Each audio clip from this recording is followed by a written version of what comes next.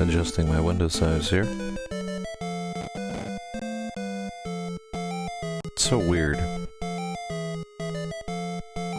that this makes it crunchy, even though it's set to high priority.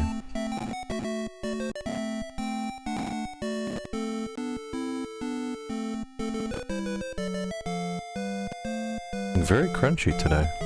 Naughty naughty.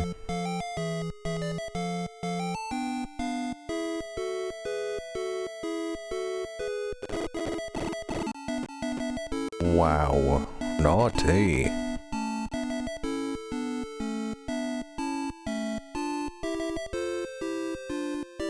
Let's see. Okay, cool. I think we're ready to go here.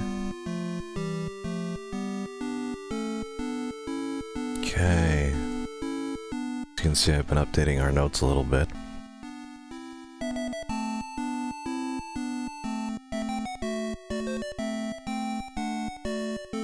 So it looks like the next thing we should try to do is the Cascade Cave, amongst the other things. I do want to check the bazaar really quickly and see how different the area is now that the bazaar ended. But I do believe it's something simple like there's just the pond and nothing else there now. Or that there's maybe a single dude hanging out there.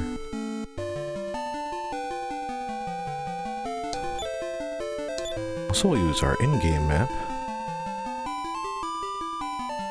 because we were given that for a reason. I love how it loads. Now that was...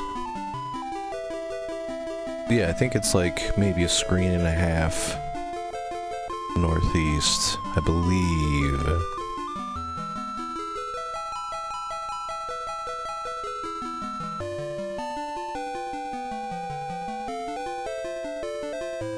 The rappel is not on. We may run into boogers. As you can see, we've just run into boogers.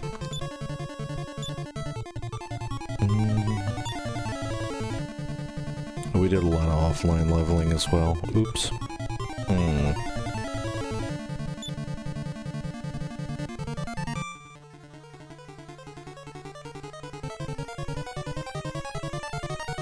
Let's see.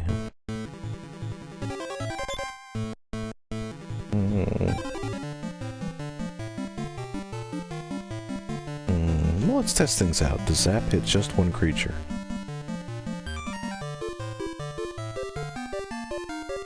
Oh, such sneezes this morning. Afternoon.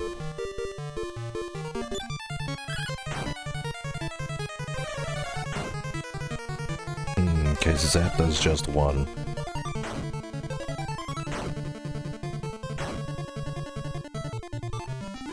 Gotta go through me old lightning spells, see what else we have.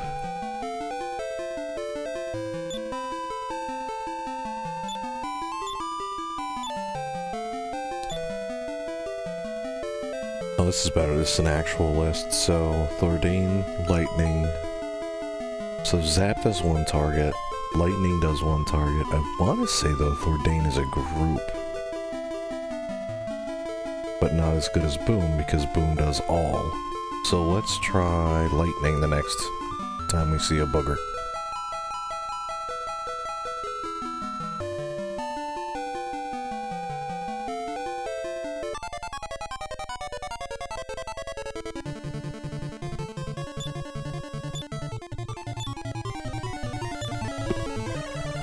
Didn't cause us to choose, so Lightning might just do a group as opposed to like a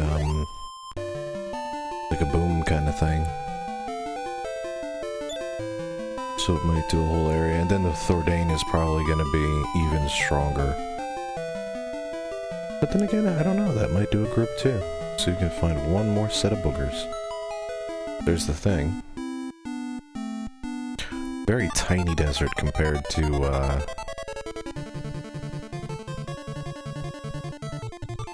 Oof Nest. We'll try it. It just, we don't have a segregated group to be able to choose, but let's try... What?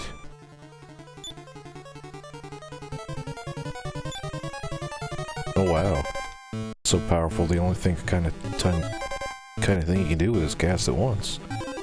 Probably hits for, I don't know, maybe 250, 400, just taking a guess. Definitely overkill, and definitely not worth it if it uses your entire MP bank in one shot. Because I think, what, we were just at the end, and I've cast like 2 or 3 spells, and already I can't use it.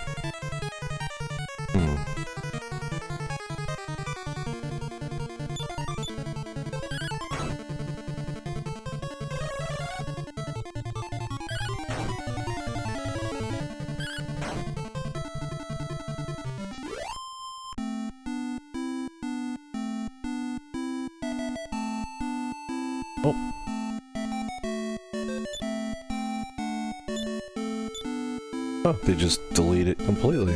It's not even a place you can walk into anymore. Alright. Fascinating. I mean, it beats programming a hole in the wall.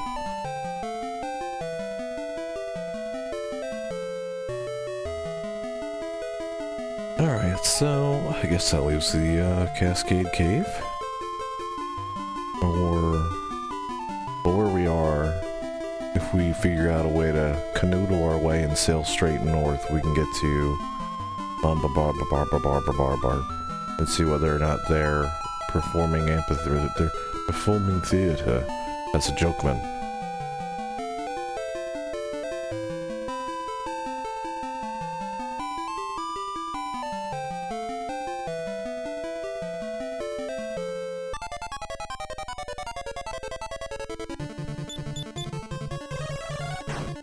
See, as I've updated my about me, or the, not my about me, the who I am blurb, I changed it because I've missed a few 2 PM streams now, and I'm a little bummed about that, but we'd usually do a little pop-up bite-size stream to make up for that. It's a low priority now because it's Dragon Quest IV. Everyone's playing Dragon Quest IV right now. So it's not too big of a worry, but if I do something a little more involved and something that might actually, the word I'm looking for, be a little more dramatic, I think I really want to try to hammer down those times. And we were expecting a terrible snowstorm today,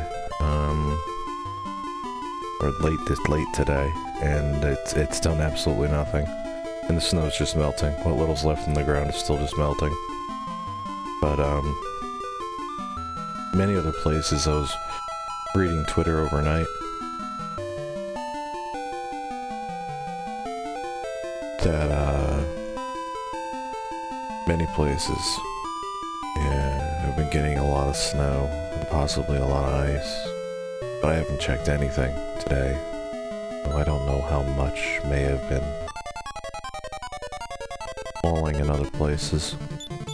Entire, like all of Texas, and then to the northeast and north of Texas, was apparently expecting the terrible blizzard, and I sympathize with them, because if they get a terrible blizzard and they don't even have snow equipment, as for never needing snow equipment, so they've never had it, and they got like a couple inches of snow and icing conditions and all the stuff that comes along with a winter storm.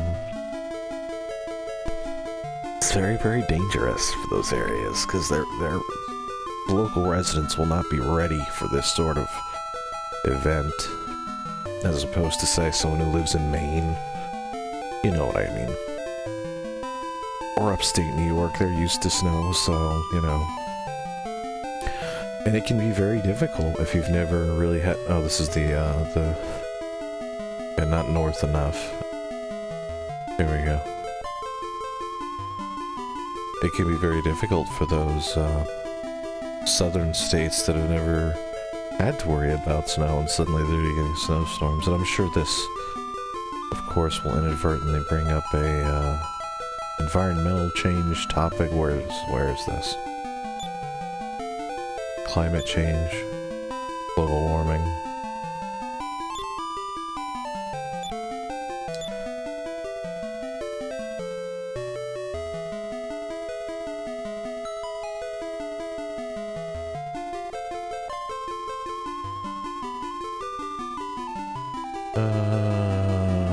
Oh, okay, so we're a little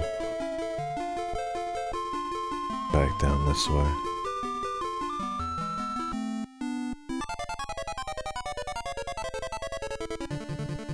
Ooh, local monsters have gotten hostile.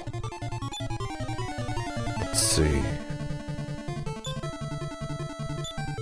We should be infinite levels above them at this point, but...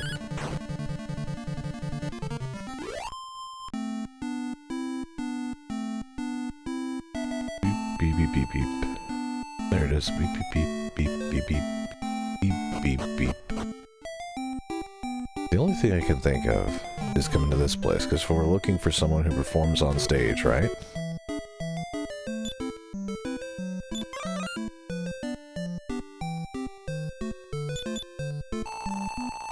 The king must be outraged that I didn't take land of the castle.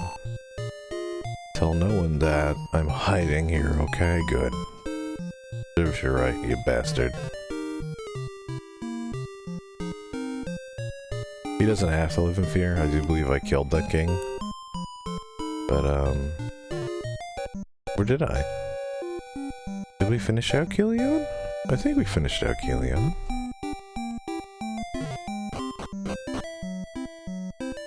Yeah.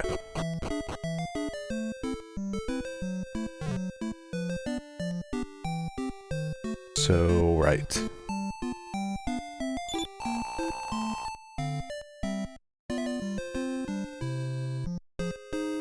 That's canned dialogue from the early game.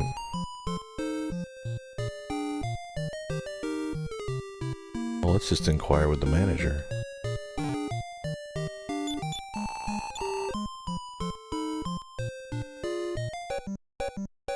Huh. Oh, that's not the manager.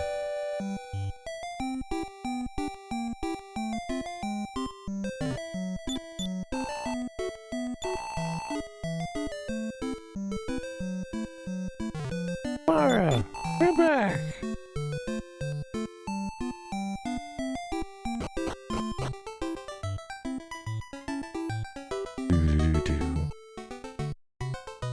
Okay, there's a person there. Let's see what the... These all... Oh no, these two, these are independent sprites. We've stumbled on something. Well, I say stumbled, but... Pin on! We found Pom Pom. Now we gotta just talk him into coming with us.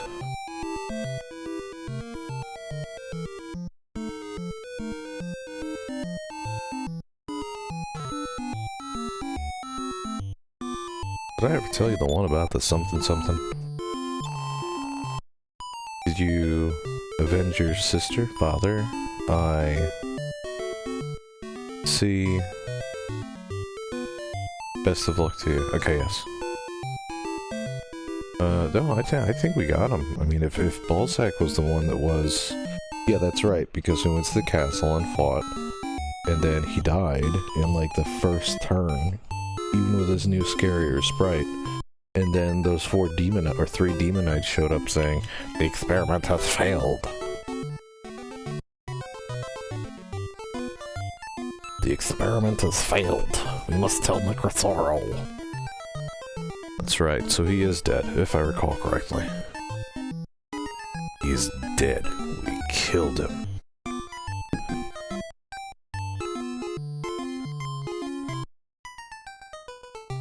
I mean, it's just a motivation thing. They didn't need to kill his father. They could have just taken all his notes and run. But, you know. Because the only creatures it benefits is monsters. The monster kind. Monster folk. Mare folk. Are there any mare creatures in this game? I don't recall.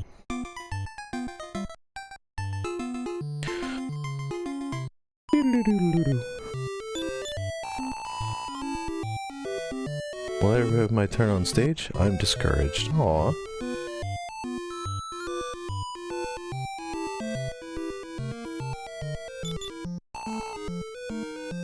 You wanna talk? Not now, please. See me in the dressing room tomorrow around noon. Okay. Is it nighttime? Oh yeah, it is, because the stage is open.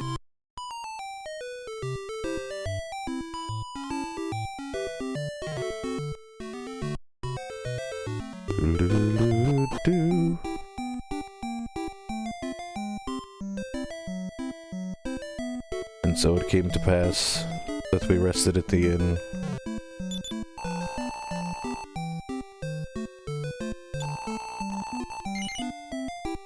Would you like to stay? Yes. Our gold reserves haven't improved that much, even though we've been, leveling like crazy. The metal babbles, which it turns out we can access in the World Crypt, have been providing us with a wealth of EXP. But no gold. Not that much gold. But I don't think we have that many instances left to purchase things. Now we're looking for, like, legendary and special things. Actually, no, that's not true. There is at least one more city. The Garden Burr, which in the re-releases is called Themyscira, I believe? The Lady Kingdom, where we all get in trouble, even though we're all ladies. This is a theater. The master is in the basement. Waiting room. Waiting room. Okay, maybe it's different dialogue too. You could, you know, take a look. Can't hurt. Let's see, is there anybody in here? Ooh, it's empty. So then we can actually use the little staircase here. Ha ha ha ha. Not that much shorter at all, but we're having fun.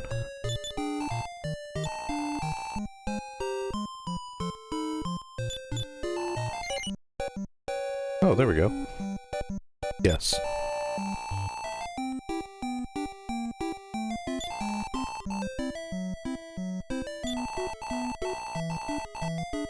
Any chance do you intend to go to the Think? Well, yes. No, you don't have to tell me. Oh, okay. I understand. I will accompany you. Pat on, join the party.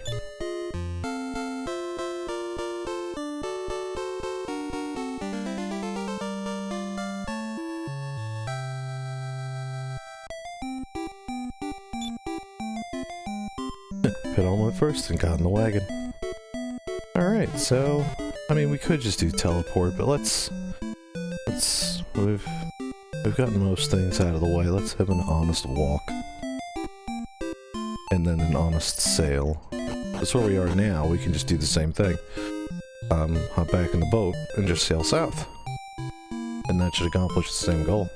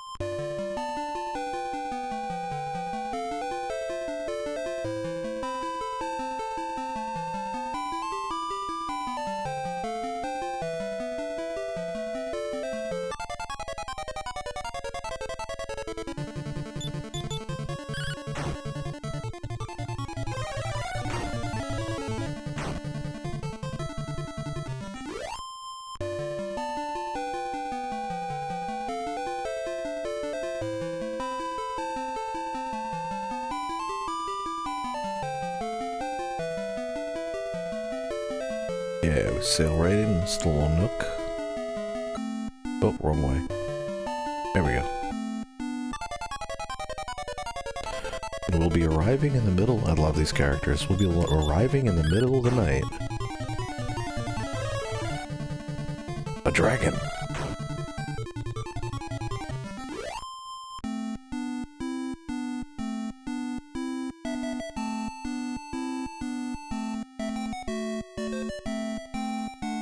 How are you, Ori? How was your day?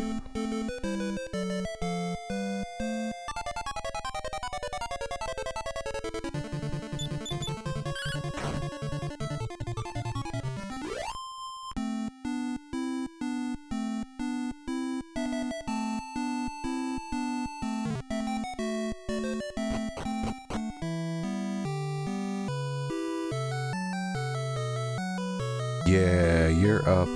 You're all the way up. So yeah, I imagine it is chilly there. Were you impacted at all by this, like, crazy storm that's came through, went through?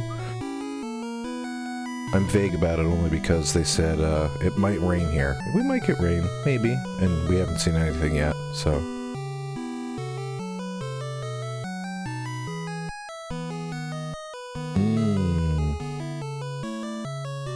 Wow, and you're a dragon, so that's probably like, what, 40 feet?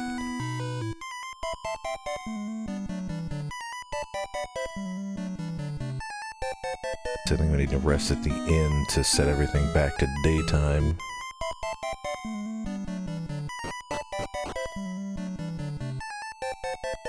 I have a question. Oh, this isn't the inn, is it? Oh yeah, it is. I have a question now, Ori. So...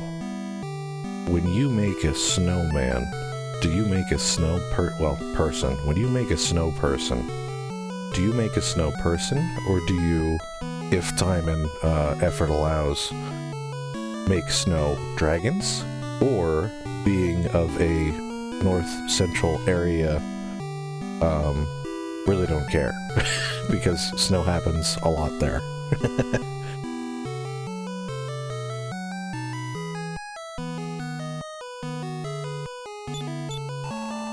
I usually make a snowmin. And it's M-I-N, not M-A-N. Or snow person. It's a mini snowman. They're usually about 8 inches high. And it's just 2 little bubbles and then like little twigs I find on the ground. So I can still have that experience of fun without going through all of the effort of getting bundled up and rolling around in the snow. But I still have that little slice of fun. What's this we got here?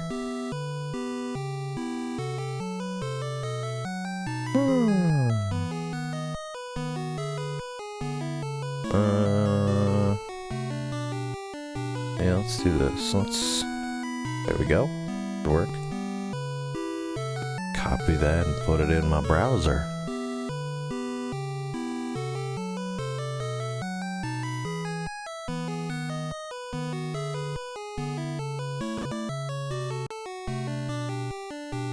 Wow!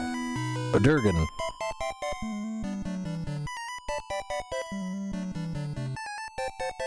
Yo, that's a cool Durgan.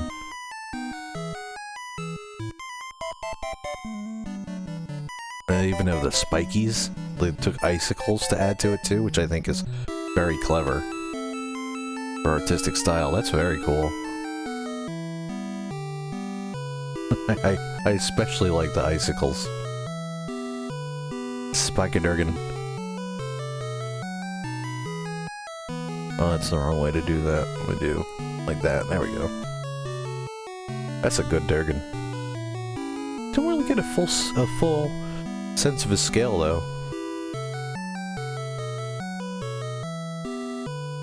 For this link, you can make Snowgins. Just gotta be dedicated. Oh yeah, I imagine something, even this one. I mean, you could even carve that out of, say, like a snowdrift. But still, it's a lot of work. But it's artistic. Kind of like, sand sculptures on beaches. I suppose that's the equivalent in warmer climes. Let's see what this one's all about.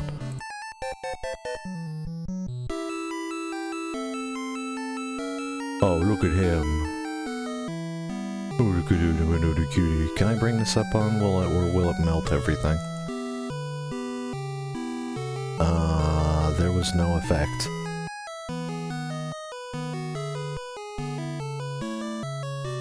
That's an old photo too. Yeah, that is an old photo. Look at that. Oh, that's so fun. There's a little bouncy self and like little crawl through tunnels for the kids, for the little ones. Wow, that's super fun. I wonder where this was taken.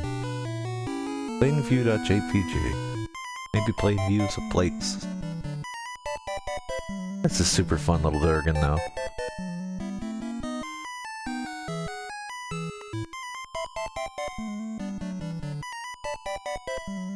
Very fun, very fun.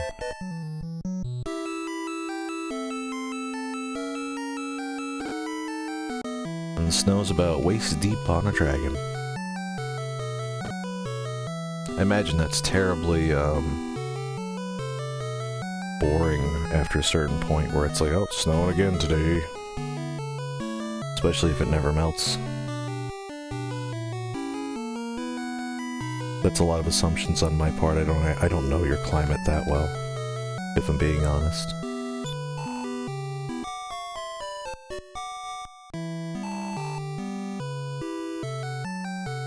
Okay, we have daytime. Now, do we need to get him in the party?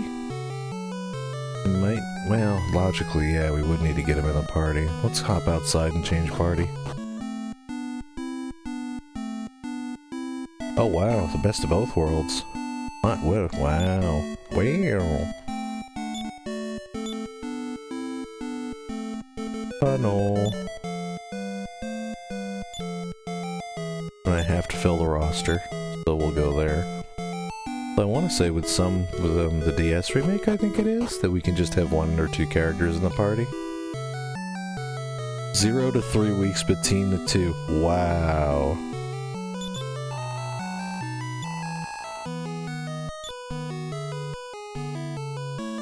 Zero. I especially like the 0. It's 4 feet of snow, freezing cold, driving winds, and then the sun comes out directly overhead, melts the snow, which makes it humid and unbelievably warm. That's a cycle right there, baby.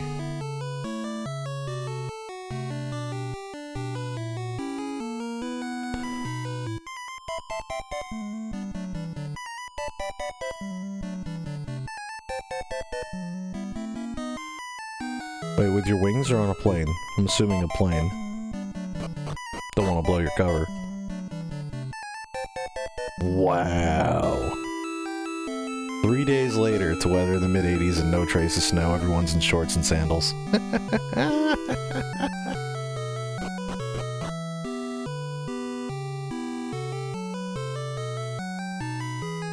We have to politely wait our turn.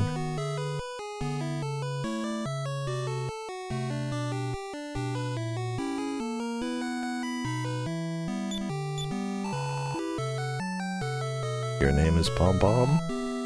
Make me laugh. What's the matter? Hurry!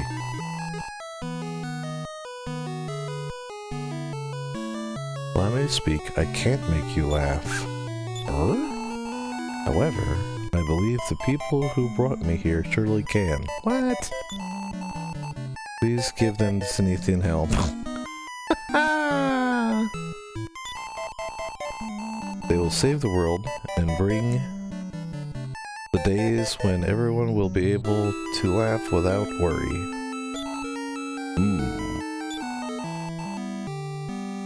Pom Pom, you perceived my true intention. Oh! So we had to go get Pom Pom, but we never needed Pom Pom. The power was within you all along.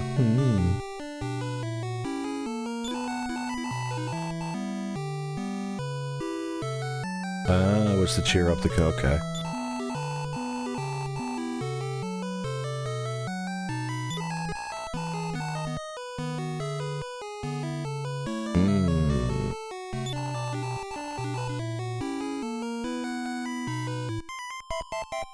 Your request is well taken. Oh, I should have read the other dialogue too. He brought people here with he issued the edict with the attempt to cheer up the people by bringing in funny people. But he realized, because his people were still in despair, that funny doesn't make better without hope. Your request is well taken. I place all my hope in you. Take this Cenethian helm. Oh, that's easy. There you go. Here's your thing. Here you go, have a thing. Oh yeah, sure enough. Pop that on right now.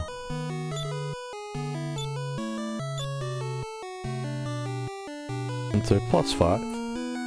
+5, +5. For legendary equipment, you think it'd be like +30. But +5 compared to what we currently have. And I suppose we could sell the Iron Mask now. I mean, we don't have a reason to hold on to it. Let's see. We'll give to Ragnar. That's usually a... First reserve slot is a good place to leave the sellable things, and the last reserve slot is a good place to stack key items that are still essential to the quest. Everything else gets put in the vault for a small fee of 10 upon withdrawal.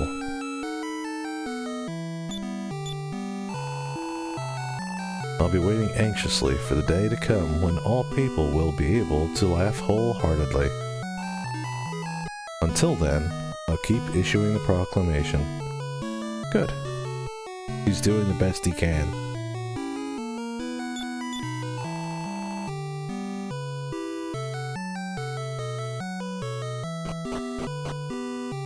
So Panon is actually a very wise character, it would seem. Because he's like, you guys have very little hope. I doubt I can make you laugh, but you should just give him the helm anyway. And the king is like, okay. You have made a compelling argument. So, do we drop Panon back off at his current place of employment? I would assume so. Because he wasn't like, I'll go on ahead. Well, he's in the party, but it could be like that other thing, where the second we walk out of town, he's like, I'm gonna go on ahead.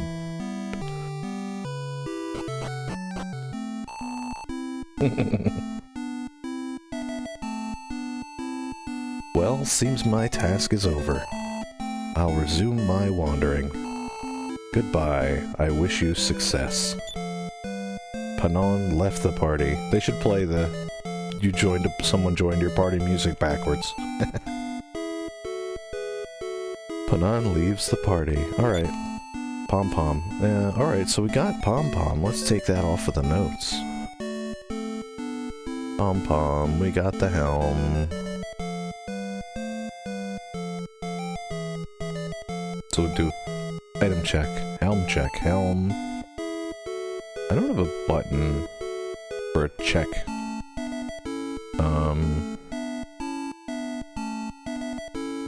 So, yes. Helm, yes. We'll update our top chart here. Eye mask is now Z. Oh, I don't have caps lock on. I like leaving the caps lock on so it looks a little, given the format, it looks a little, consistent. But that's me. I either use capitalization constantly or not at all. And I have a Dream Blade, which is very good, because it puts the enemy to sleep, and apparently, in this version of the game, that can work on the end boss. So if I can put the end boss to sleep for a turn, like, that's a huge advantage. Just womp on him. And we'll scroll back down to... Here we go. So I suppose we could do Cascade Cave next, right? We'll sail to Cascade Cave. I already dropped off our mini medals, so I don't think we have to worry about that. So, yeah.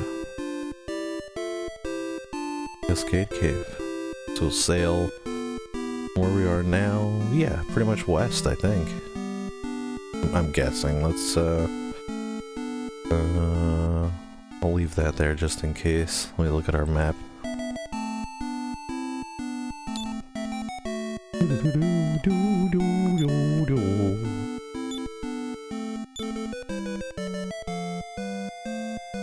Oh yeah, it looks like... Yeah, west, maybe a little south. And then west should totally do it.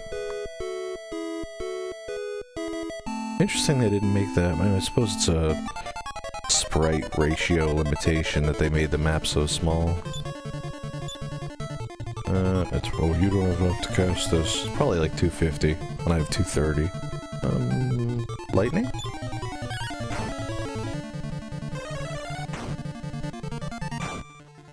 Well, that's not bad either.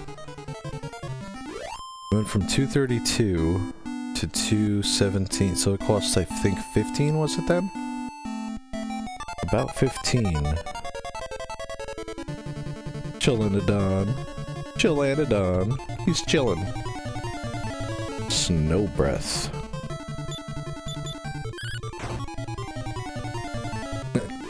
Deadenadon.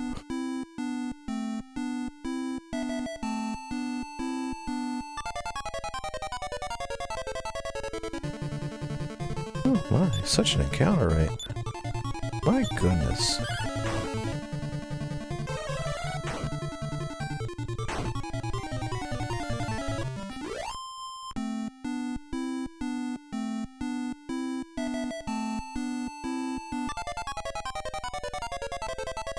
So many boogers. Boogers have not seen me. We're gonna punch some boogers.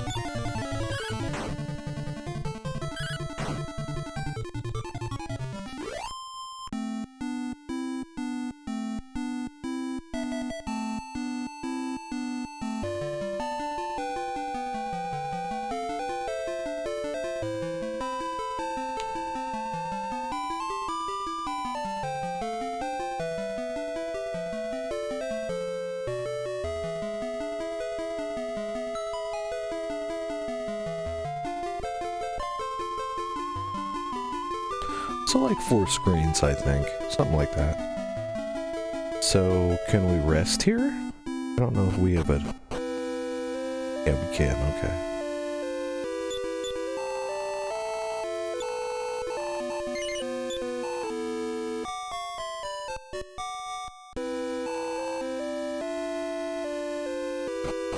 Okay.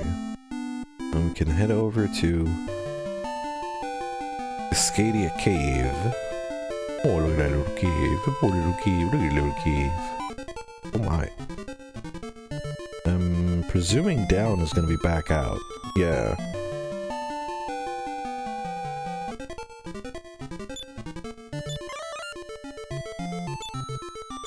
Double doors. Yeah.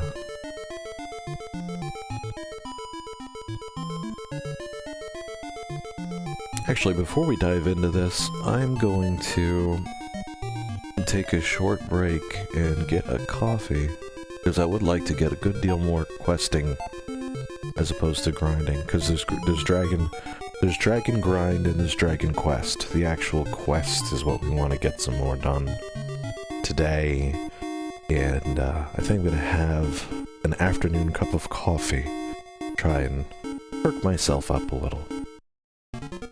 I'm going to go do that. Thank you, and excuse me if you would for maybe 5-10 minutes for me to find some coffee. I'll be back momentarily.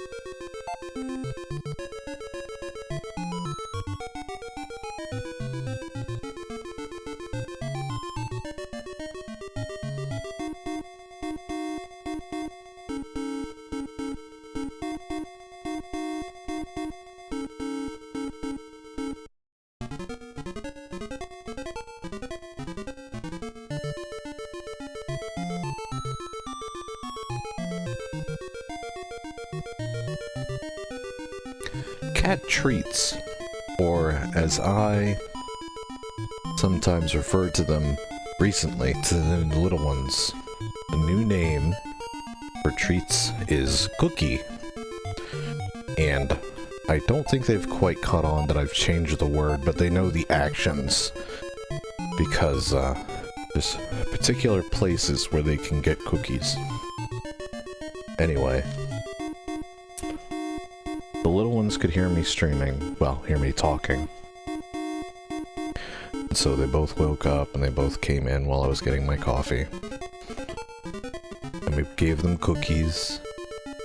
Now new cat is having probably a 18th, well, first breakfast of this day, although she's had several naps as usual, so I wonder if collective days, because humans, our clock, we measure days based on our day-night cycle or our night-day cycle for those that work at night.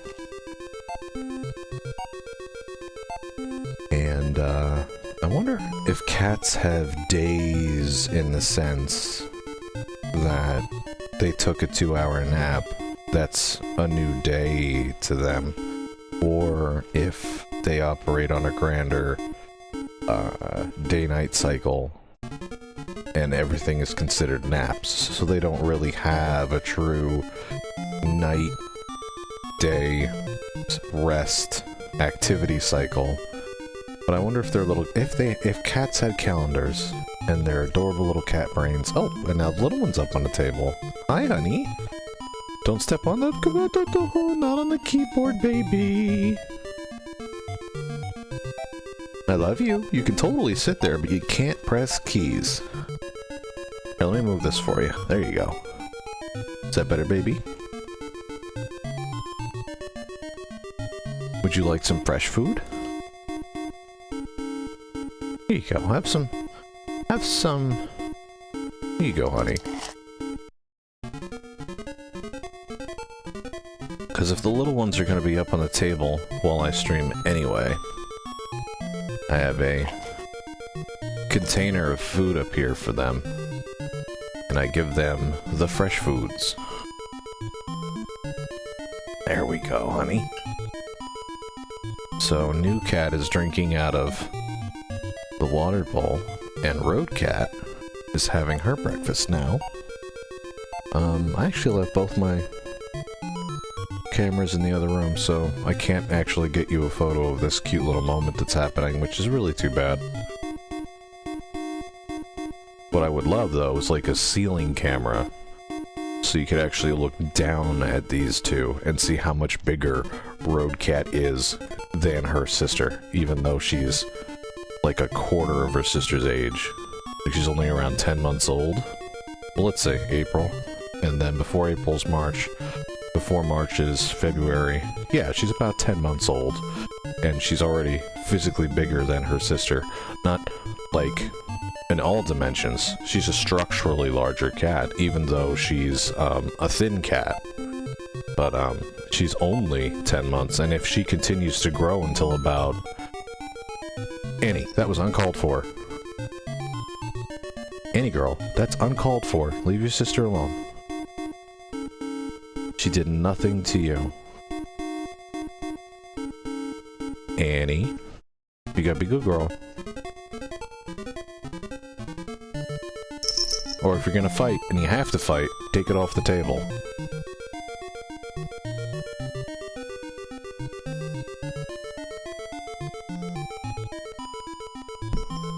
Go get your sister. Yes, go follow your... Oh, don't knock over my drink glasses, honey. Come on. Actually, yeah, fuck it. Here, knock that one over. Here you go, baby. You feel better? We put it back. You knock it over again. Yeah, honey girl. Come here, look. Knock it over. You wanna knock it over? No? You're gonna sit there? You good girl. Alright, let me think. Oh, as I was saying, yes. So... It's almost like that optical illusion with the oxes, where it's like 2 lines with the legs poking in and 2 lines with the legs poking out. Although Roadcat is physically bigger than her sister, she looks very small because she's very thin. Not sickly thin, she's actually beginning to fill out a little. But she seems thinner than her sister because her sister's a goddamn sausage. She's like a sausage link. So when you look at the 2 of them and they're not sitting next to each other, it looks like Roadcat is smaller. You want to look out the window, honey? You punching the curtains? Here you go. Here you BB. Here's your BB. There's nothing really to see, but you're welcome to look. We can take the BRB off. Let me do that real quick. BRB letters. Boop. Boop. Let me see. But yeah, Roadcat looks smaller than her sister, but when they actually stand next to each other, you can see that Roadcat at the shoulders, at least, has about 1.5 inches on her sister. And she's not done growing yet. She's still gaining like 12 grams a day, because, you know, I measure them frequently. So, she's still getting basically larger, because she's not getting fat, she's just still growing. So the growing theory right now is that this cat's actually a black and white puma, because she's still growing even though she's already quite big.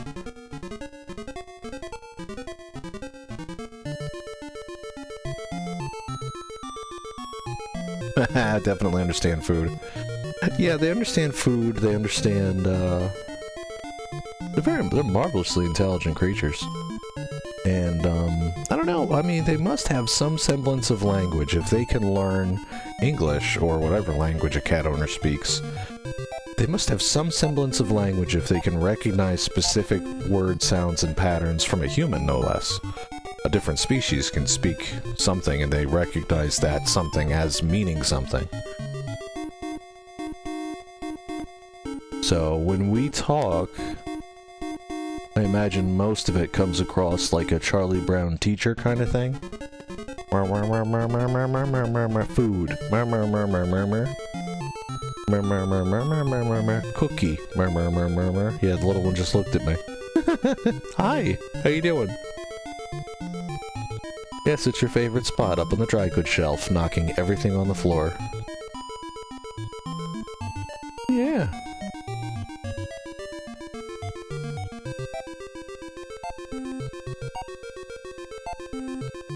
Yeah, when did you get so pretty? Yeah, you. I'm talking to you. Why don't you knock over the chocolate chip cookies next? That's, something you haven't done yet. Got a lot more on that shelf you could knock over, too. Oh, you going for the milk chocolate? Okay, good. Or the, hot chocolate, rather.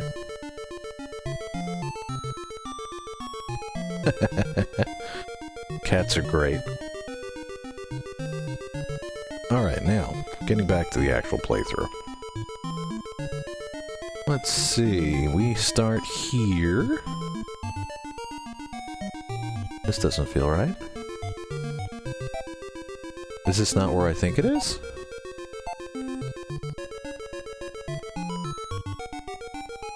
I got my locations mixed up. This isn't where I think it is. This is not the Cascade Cave. This is...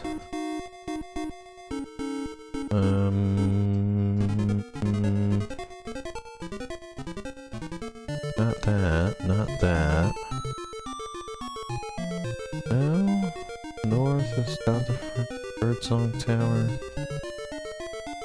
Huh, I wonder which one it is.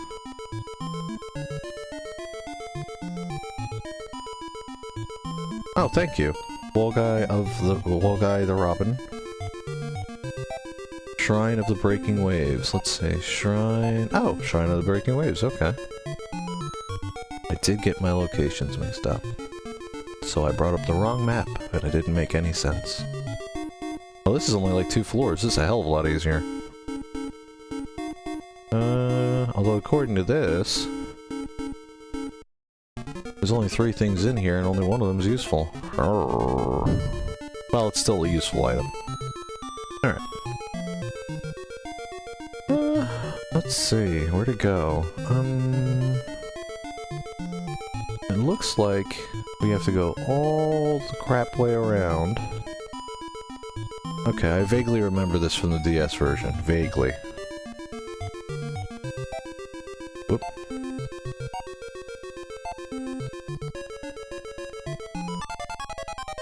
Wheelie. Oh my.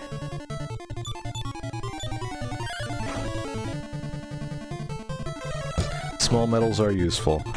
They are very useful, that's true. I just, I tend to be the kind of person who grinds a game for like 400 hours. So the small metals, while useful, are also, maybe what's the right word? A little bit of a pain? They are useful though, that's true. And I like the mechanic in this game too, where it's like a buy-sell system as opposed to you brought me X system. It's an interesting take on it. Now one of these I gotta poke through. Let's try this one? Nickelodeon.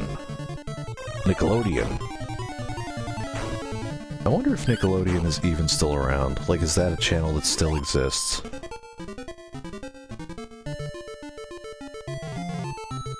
I haven't watched television in years. Oh, there we go. Boogers everywhere down here.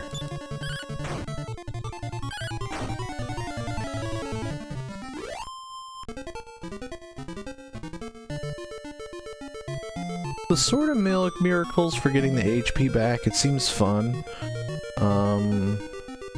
I can't recall off the top of my head whether or not they were actually, like, super effective in battle. But I know it's like you get, like, a percentage of the HP back, so it's not a bad thing. But the Happy Hats, oh yes, the Happy Hats are wonderful. And I want to say, in the DS version, Happy Hats don't work in dungeons, but in this version they do. And that's wonderful. So you get the decent Muscadians. So you get decent defense, a good defense boost, and as you walk around you get that MP back. When I was leveling up offline, the kitten is attacking the bottles on the dry goods shelf. When I was leveling up offline, the Mara and Mina, changing the names around, Mara and Nara, never lost HP, or MP. They just cast like crazy, but they never lost MP. Oh, honey. Hi, you being a naughty booger. Little girl. Yeah, you're feeling mischievous, aren't you? Can't chew on the paintbrush, honey. If you do, I'll have to take it away from you. You want to look out the window? Here. We just did this, but you can do it again. See, look, it's getting dark. And there's no snow or rain or anything, honey. You little naughty.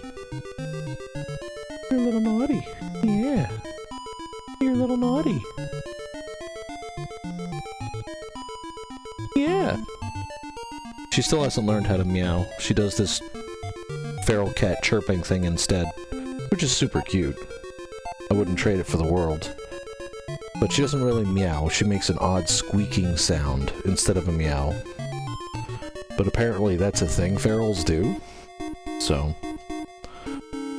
that's where we are with her. So if she's 10 months old and she still hasn't learned how to meow, it might be a skill she never... Ouch! She might be a skill she never gets.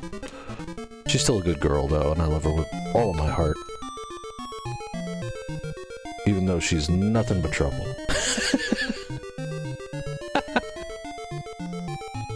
There she goes!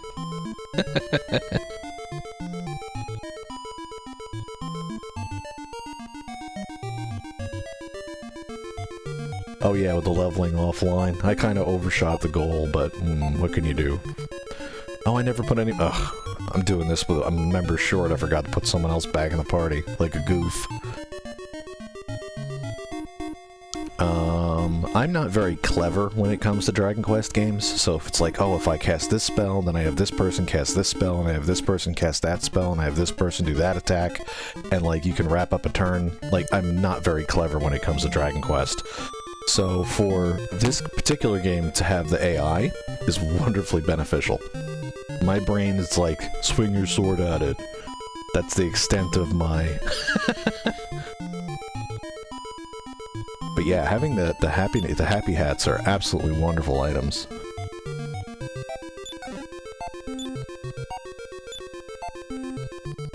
So I think my plan, because I want to say there's like 32 medals in the game, I think my plan is going to be,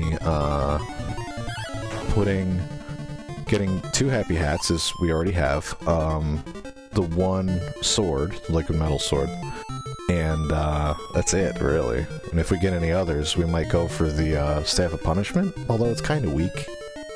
Unless I'm misreading. But that's the same thing too, I'm not very clever when it comes to items and effects, where it's like, oh, if you use this item, it does this, kind of thing. Yes, kitten, I'm sorry, here. Here you go, here you go. Little angel. She's looking up at me, she's like, why'd you stop playing? It's like, 'cause I'm streaming, honey. Here, here, ooh. Man, her claws. She's getting big and she's getting strong, so even if you cut her claws, it's still the impact of them that it's like, oof. Ooh. Don't you bite me? Yeah, you get him. You get him. You get that carpet. You get him. Good girl.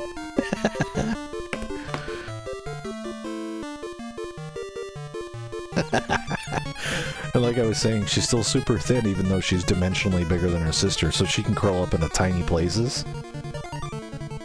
Very cute.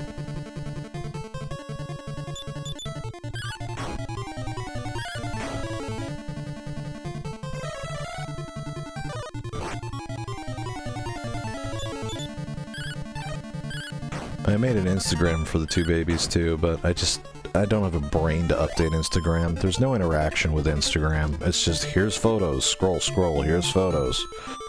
At least with like a Discord channel, you can actually interact. Or Twitter even. You can interact, like there's comments and all that other fun stuff. Or maybe I'm just using Instagram wrong, who knows. But yeah, I never update their Instagram. The one's cute and the other's beautiful, so... At some point, but I've fallen so far behind, it's been like 8 months since I ooh. Like 8 months since I've posted anything to their account, so I think I might just keep on with the not bothering.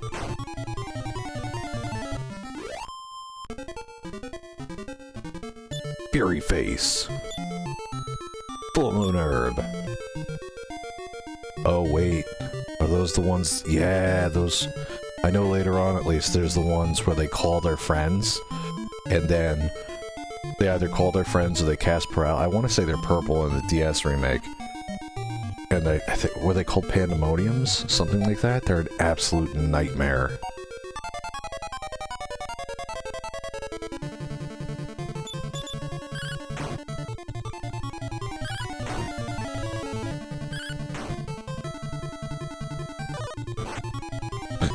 Yeah, I need to put Mara back in the party.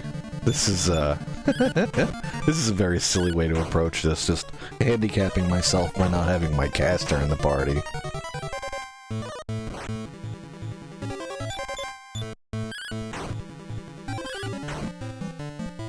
Honey, please don't break the curtain. Here you go. So maybe we'll do that. We're not that far into the dungeon. We'll just pop back out real quick. If nothing than just to make the fights a little faster.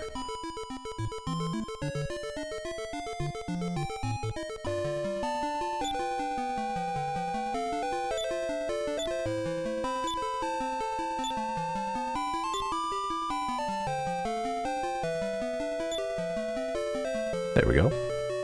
Now we'll try this again.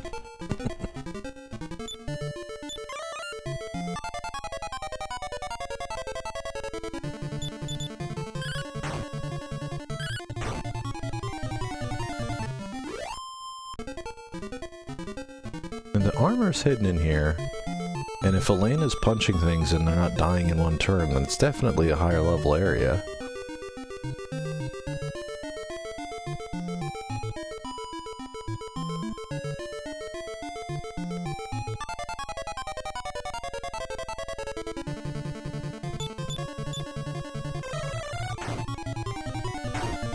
Yeah, I think the problem is that New Cat went back to bed after her breakfast and Road Cat wants to play. So we're kind of at a crossroads where the little one is going to be an absolute nightmare for the next hour and a half. My lovely little girl. She's a kitten though, so she's supposed to be a nightmare. She's gonna be a nightmare for another, let's see, what is that, 6 months? Another six months of her being an absolute nightmare? That's alright though, she's adorable.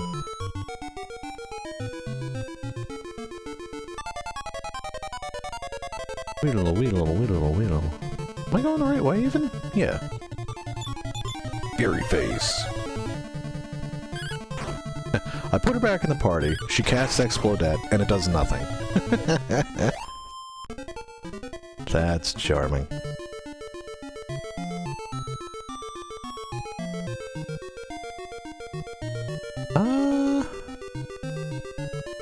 Okay, so it's just long and windy. I do vaguely remember this from the DS version, but it's not one for one. Which is fine.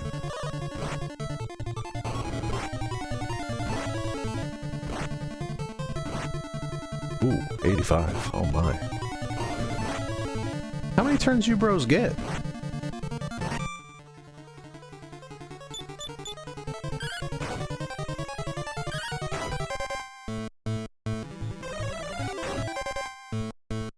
Blaze most. 420. I don't like it. I don't like it. I don't like it. What was it? Yeah, Nara. Saves a turn in the next fight. Man, 154. Her HP just never grows. Poor girl. Maybe at some point I'll have to farm the seeds. What are they? They are... Life Force nuts, yeah. Maybe I'll have to farm those at some point, because that 154 is just so low.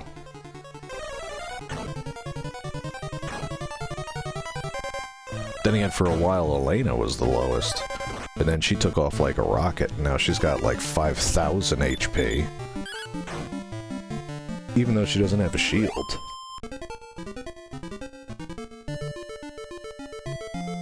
Let's check that real quick, actually. That's a great question.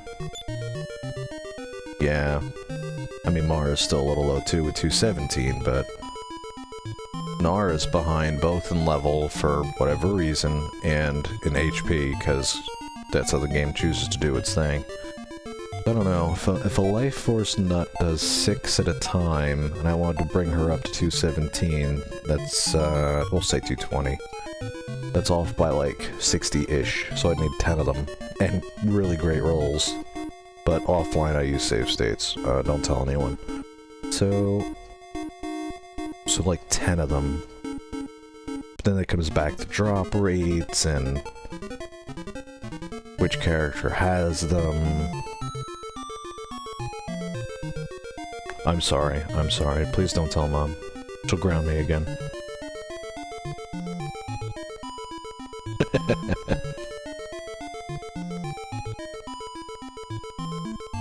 Ooh, stairs. Oh, here we go. Look at this cute little room. This is easy enough.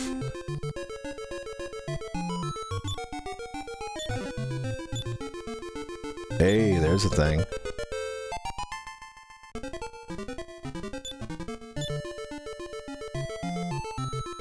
Oh, we're already full up.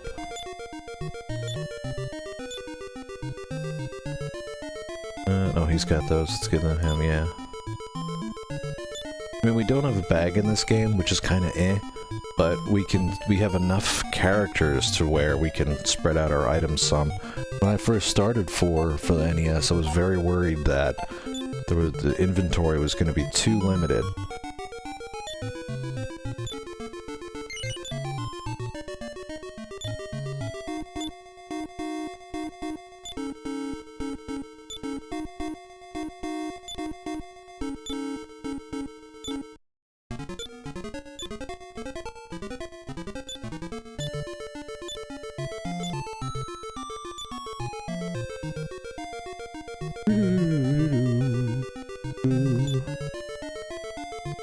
So, in my brain, sellables usually go to Ragnar, small metals usually go to Taloon, and then our remaining key items, as it were, tend to go to Bray, but he's already full up, so...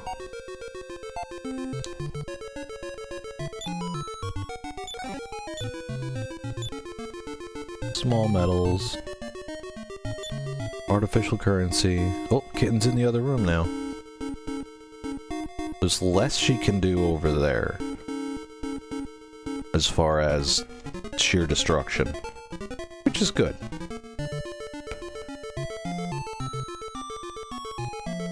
What does it say? Just a quick, yeah, so I'll do this. And take this, transfer to... Okay, so we got everything out of here, but it's not where I thought it was. This is the wrong cave. Yeah, I completely didn't even read my own notes.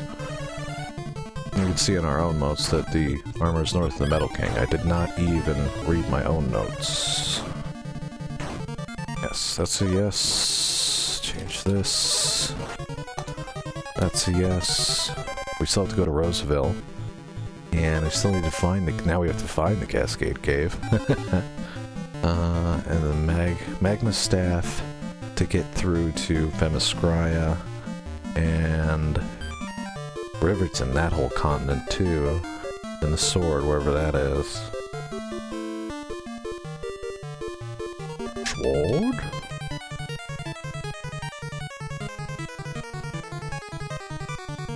Yeah. Oh, we should update our thing too. The Dragon Mail is now Z-Arm, and what else did we do? Or was that it? Yeah, that was it.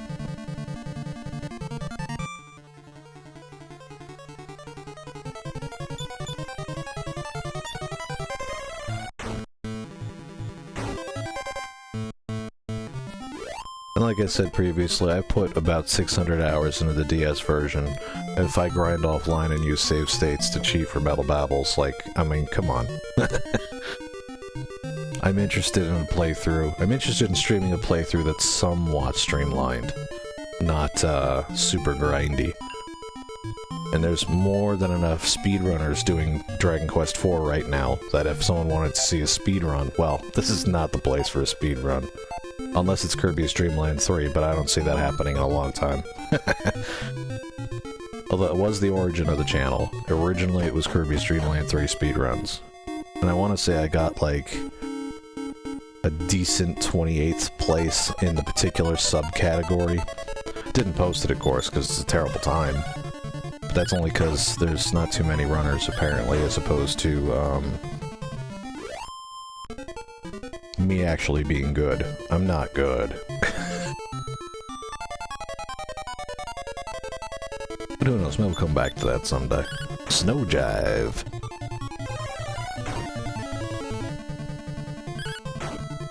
It's very interesting how some of these spells are like 50-50. It's like, maybe it's a thing where Dragon Quest got kinder in remakes and later games, where if you cast a really strong spell, it just hits everybody. But depending on the enemy, it seems that sometimes spells will just miss, which is very interesting. A little wizardry-ish, if I may. And wizardry is something else we need to play on this channel too at some point. And apparently, I need to see how the interface works. I really do. Because apparently the Internet Archive, which is currently being sued by publishers, because publishers are jerks,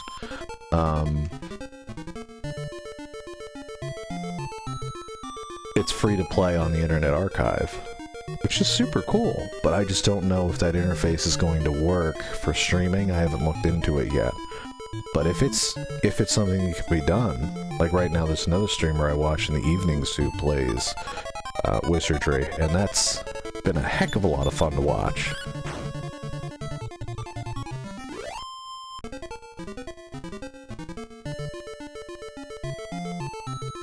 Yeah, it's just a matter of people with money just looking to find BS arguments to defend money.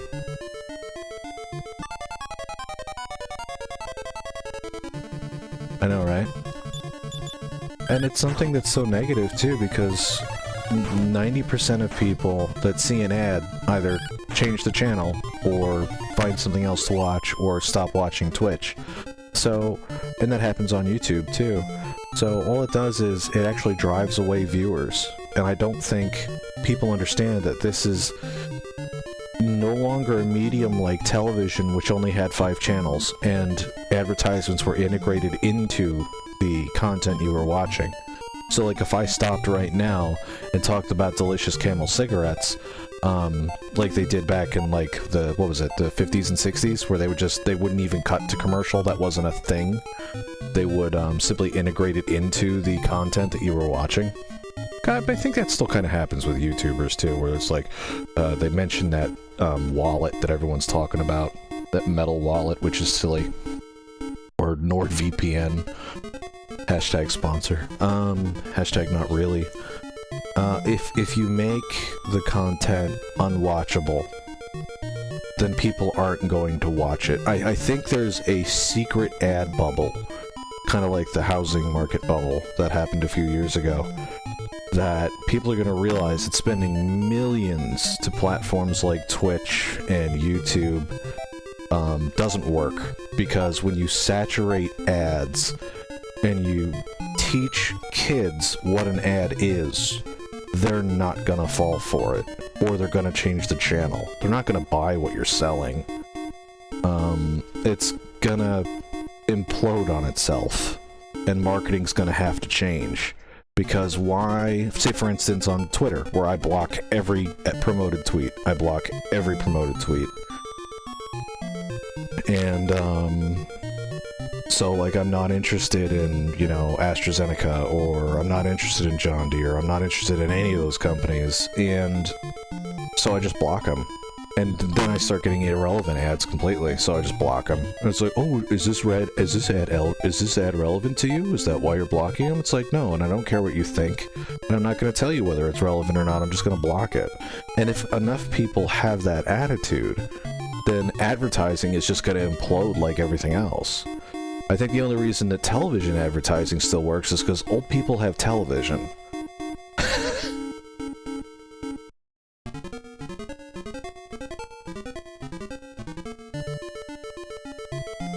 I have never actually sat down and watched an entire episode of The Price is Right, but it makes sense because that is a show about shopping and commodities, etc., etc. But it is an enjoyable format. What little I know of that show, it is entertaining.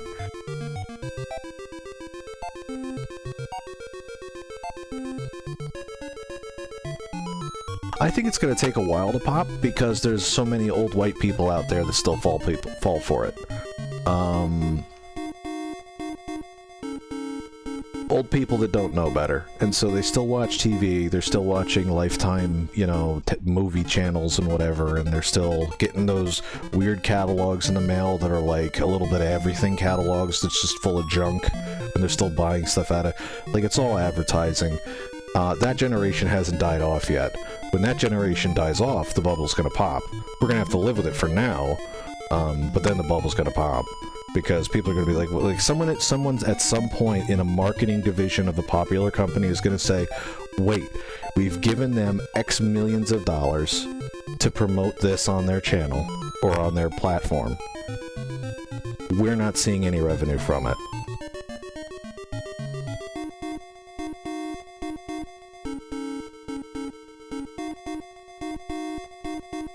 In a few weeks here, I won't even have the basic cable forced on me by my ISP. Well, if you're paying for it, I mean, yeah, I wouldn't want it either. I mean, who watches TV? And that's a whole another argument that's going to happen. It's something that happens with the quote, the younger folk. That won't happen with the quote-unquote older folk. And the older folk die off, and then TV becomes irrelevant. And then that bubble pops.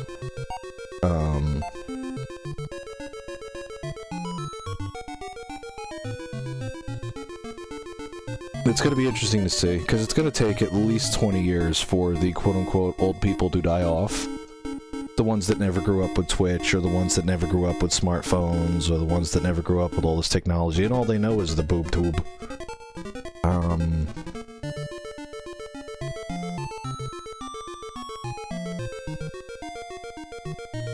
When that generation is in the ground, that's when the changes are going to happen. I mean, the young people are already doing things differently. Their pattern of behavior is completely different than the previous generation because they're exposed to, they've since birth been exposed to an entirely different technology. I'm in that middle ground where I had the opportunity to see that technology. I didn't necessarily grow up with it. And I've already made the switch to, like, I don't bother with TV, it's dumb. The content's terrible and the ads are annoying. So, you know, that bubble's gonna pop in probably about 20 years. By then, enough of the old people will have died off to where that type of marketing doesn't work anymore. It's gonna be interesting to see that changeover.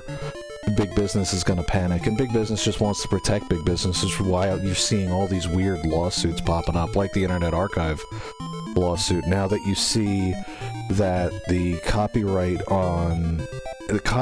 to public domain is running out, you're seeing a lot of really weird lawsuits, much like, now that I think about it, much like the Internet Archive getting sued for loaning out books like a library does. It should be protected, and I imagine the courts are going to rule that way, but that's why you're seeing all these weird lawsuits pop up, because Disney's given up on trying to extend copyright. They're just trying to make everything trademark now, which is a viable legal path. They're trying to avoid things going into public domain, because once things are in public domain, then it's, you know, you can't make money off it anymore unless it's super transformative. The same reason why crappy remake movies are made is just to hold on to licenses.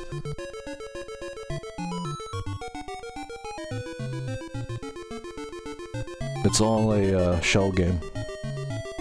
But the lawsuits are involved because these people want to protect what's under the shells. But that's not how content's going to work going forward.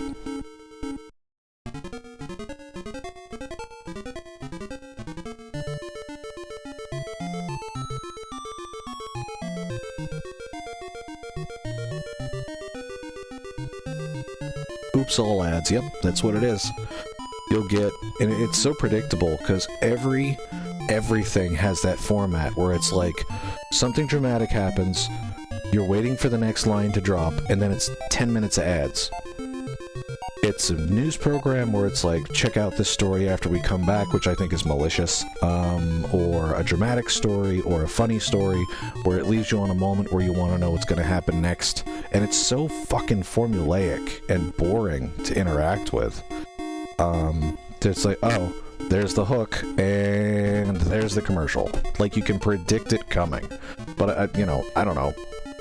It used to work because there was no competition. You had other channels, sure, but you didn't have something that was so basic and formulaic and different that is media streaming or on demand, like YouTube.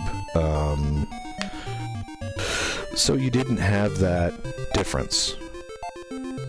It's, oh, we want to watch Netflix. Well, you're going to have to pay a subscription. It's like, well, I don't want to pay a subscription, so I'm not going to watch Netflix. Like, these decisions are made, and then advertising fails and subscription services fails, but then popular YouTubes can have Patreons, or popular Twitches, not mine, but popular Twitches can have Patreons to where you're supporting the artist, supporting the content that you want to see. That's a completely different business model that routes out advertising. I don't have to sell out to Coke. I don't have to sell out to 7-Eleven. I don't have to sell out to, NordVPN or any of those other ones that pop up on YouTube. They don't exist in this sphere, this modern sphere of interactive content. They don't exist. So it's not a viable long-term thing, strategy for advertisers to do that. And it's going to be very interesting when suddenly someone decides to pull the purse strings and say, look, we're investing millions, it's just doing nothing. We're not doing it anymore.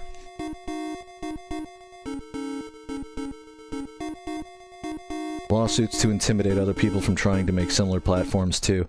Yeah, definitely. I mean, you can only lawsuit so much, but then you have something that a term I learned recently on Twitter called a LOL suit, LOL suit, is frivolous lawsuits just to gum things up and make it harder for people to do new things. Like trying to copyright the idea of streaming, which I think is something that actually happened at some point. And the lawsuit was, of course, laughed out of court. But it's just designed to make it difficult enough, to impede you just enough from doing something new and different, etc., etc.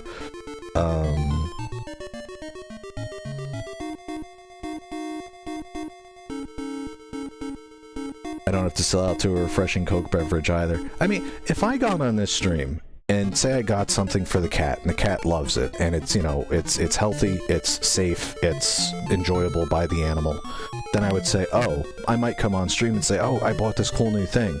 I'm not getting a kickback from, popular pet supplier so-and-so, but, I'm telling you out of the kindness of my heart that, oh, my cat loves this thing, maybe you'll like this thing. That's effective advertising. That's what's going to be effective going forward. Not these BS ads where, like, somebody stops in the middle of their video and says, and now a message from this video's sponsor. It's not going to happen. And it's much more effective to do something, if you're a bigger content creator, to do something like a Patreon and say, oh, if you enjoy my content, help supply me with the ability to do that and toss me a few bucks and I'll have a ramen noodle tomorrow night and it's going to be delicious. Well, that's going to be the future of these things. Then you have the argument of flooded market, like, Lyft and Uber became popular. They became services and then they became popular, and then you had too many drivers and no one made any money. You have something like Twitch and YouTube, which at different times became very popular, flooded the market, and then no one except the big creators was making money. So it's about there's an interesting debate to be had there as well, and we're not going to go into that can of worms because I'd like to keep going in this game, but it is a interesting thing that we might get to at another time about content versus volume versus supply and demand. But that's the thing, you can find a niche streamer that you just honestly enjoy, and maybe you throw in $5 a month. But hey, that $5 a month is great for them, But that's going to be the future, that's all there is to it. Then you have predatory practices like Twitch, which steals your likeness rights for perpetuity. So if you become popular, then they can demand a bigger kickback, and you have something like bits where it costs you $9 and you can donate $7 in bits, or subscriptions where it's like they get half the money up front and then the streamer actually gets half of that. So if you do like a $5 tier 1 subscription or whatever, tier 3, whatever the hell it is, and then the streamer gets $2.50, like, that's predatory. There's no two ways around that. don't sign affiliate licenses, don't give up your likeness rights, don't give half your money to Amazon because Jeff Bezos has enough money already. Set up a Patreon.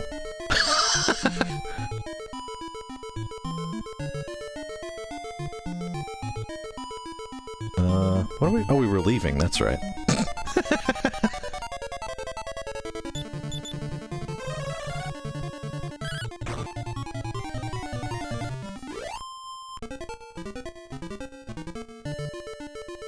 Like, I heard someone talking the other day about, like, oh, my, what is it? I think he said, oh, his PayPal account, like, that has to get above X dollars before they'll give me my money. And it's like, wait a second, if it's your money, but you have to gain X amount of dollars before you can get your money, I'm like, that sounds predatory too. But that's what business is. It's designed to be predatory. It's not designed to be fair and ethical. It's not designed to help you. It's designed to make them money.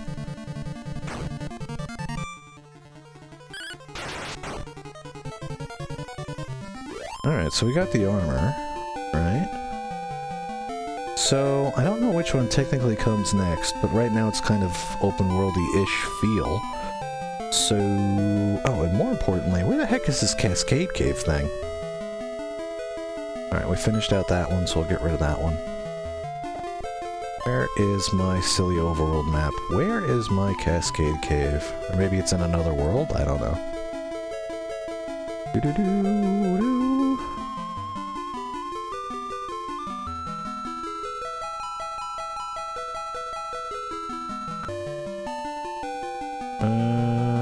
Okay, so this is going small metal. Cave Betrayal, already did that. Oh, Cascade Cave, the one on the far coast. Yeah, I remember. I specifically pointed this out to my brain last night, and or last time I streamed, nights ago, and I completely forgot. So it's on the west coast. So where we are now, we actually can just sail along the coastline south, which will work. Let's do a refill though.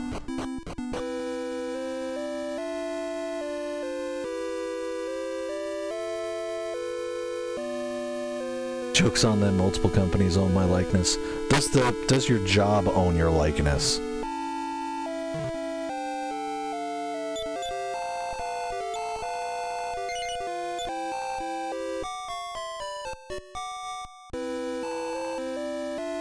And it's really true. I mean, if you become super popular or super whatever, YouTube's gonna want to cut and oh right, teleports. Should we pop and see where this goes? Just hop right on in? Should we? Because likeness rights, and you're across several platforms, so it's like, well, Twitch wants 25%, YouTube wants 25%, Facebook Live wants 25%? Now you're down to 25% out of your original 100%, so I give you $1, you get a quarter. Like, that's a clever set. That's a good way to screw over someone that makes content. But no, you can't have my likeness rights. I'm me. Like, I've known that since, you know, before these platforms even came about, that, like, with actors and popular people and movie stars, your likeness rights or music, as another thing, is a great example. The music industry is your content, your musical rights, your works that you create. Where those rights go. Like, why am I paying you to... Like, why am I signing a contract with you where you have control of my content and you say how much money I get out of that content? And if I become a millionaire, or if that album sells billions of dollars worth of money, and you're saying that I'm going to get millions out of that, and you get 98% of that, but the music industry's always been the predatory like that. Like, yeah, son, you got a great sound, we'll promote you. It's like, but we want a cut. That's only fair. We get a cut. It's like, it's always been terribly predatory, and all these things cascade into Cascade Cave, into modern practices. And it's like, oh well, Twitch wants their cut, YouTube wants their cut, Facebook wants their cut. I don't know what their streaming services are. Twitter wants their cut. I don't fucking know. But the most valuable thing is retaining rights over your likeness and your individual content. Because I exist and I produce something, I shouldn't be giving away money for free.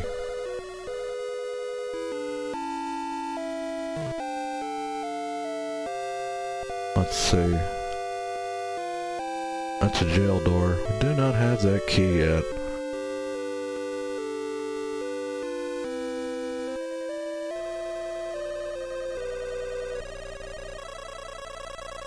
And then they get one over on these kitties that are like, oh, I can't wait to have my own emotes. And it's like the first thing you sign is giving away your likeness rights.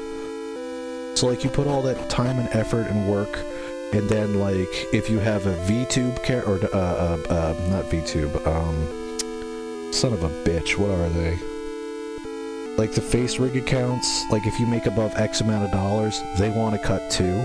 So you're paying Twitch, you're paying face rig, you're paying 2D Live, you're paying all this other stuff, and then you get advertisements on your channel, and advertisements drive away your viewers. Like, so you're making less money signing away your likeness rights, and you have to pay Papa YouTube, Papa Twitch, Papa Live 2D, and Papa Face Rig. So where's the profit? Like, if you are effectively being your own brand and owning your own business, why are you just handing money to people? At least when you pay taxes, you have right to that money through how you interact with the platform, i.e. voting. But you can't vote Twitch. You can't vote against the decision Twitch makes. It's that they make a decision.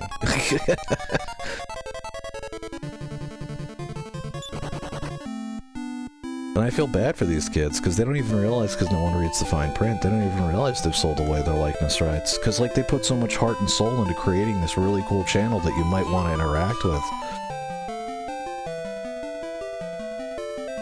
Or lurking. I took a pause break, the cuckoo clock was very loud.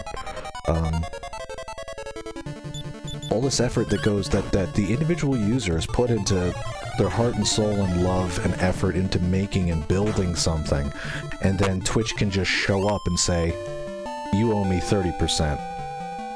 It's evil. It's just evil.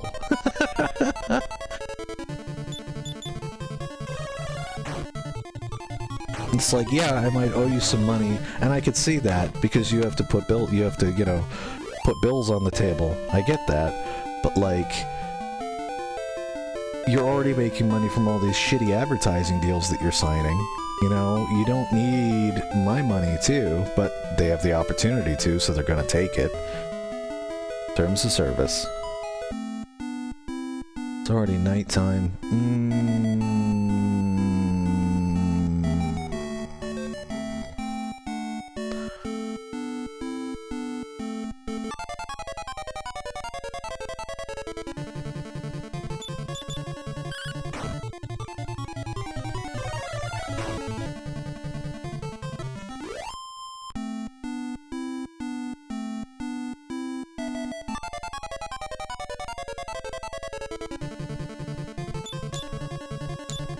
We could run, but I'm trying to get a feel for the area.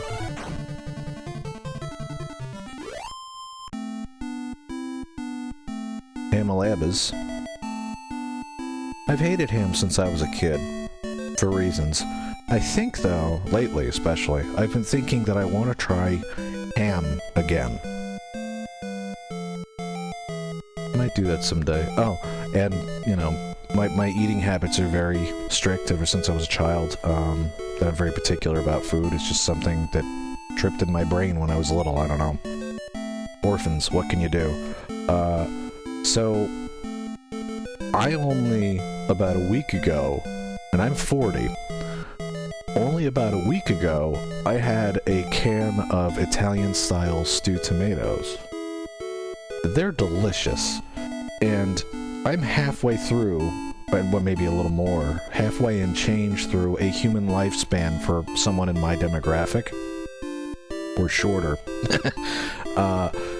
that it occurs to me that, like, I've gone about half of my theoretical lifespan. Half of it already gone. And only a week ago did I figure out that stewed tomatoes were delicious. I don't know, for some reason it tickled my brain. Ori, do you love ham and eggs? I know you love eggs, and now I know you love ham. Do you love ham and eggs? And if you have ham, is it like big chunks, thin slices? And how do the eggs come with it if you have your eggs with ham? These are questions the world needs answers to.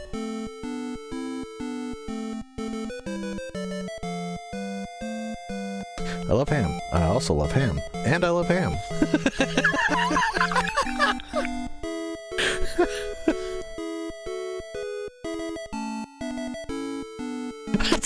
But I'm running with it. Yeah, I had a feeling it was good. It was a good bit. It's kind of like when I show up in chat and I just throw up a hot dog. Because I love hot dogs. Shave thin, thick, spiral cut ham. Do you look forward to a spiral cut ham at the holidays? Even though it's just you, you're a dragon. And so like a full, like, I don't know what unit a ham comes in. But like the whole thing you get at the holidays, right? Like, those are probably bite-sized to you like chicken nuggets because you're a dragon. So like spiral cut hams, is like that a thing you do?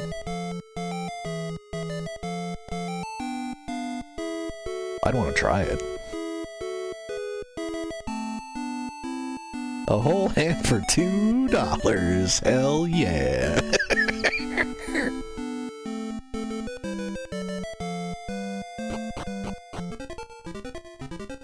Oh, look at this. This is pretty. Guess that's a wall of water, it would seem. This is really pretty.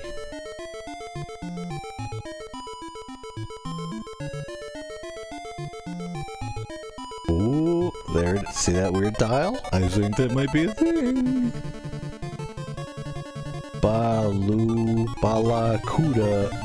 Barracuda. It's, well, you can make arguments, but I feel like that should be Barracuda. Ham for days. Spiral cut. Does the cat like ham? I can't remember your cat's name. Wait, didn't you say you had 2 cats? I don't know. I'm lost. Oh. Mew and Mewtwo. Okay. That's good. I like that naming convention, that's good. Oh wow. The only 2 beings that like ham more than you. Clearly they're your cats. Oh, and something else I meant to ask you too the other day, because it's something that got brought up recently. When you had your bearded dragon, were they a type of lizard that carried various disease vectors to where if you handled the creature that you would have to wash your hands religiously afterward? Because I know it's like, especially with like, or is it aquatic reptiles like turtles, where it's like, oh, turtles you have to worry about salmonella, but not necessarily, I don't know, picking a species, geckos, or, well, you had a bearded dragon. So if we can't get through here, let's try using a thing. I don't have access to their... Shoot, alright, well, guess we'll go back outside.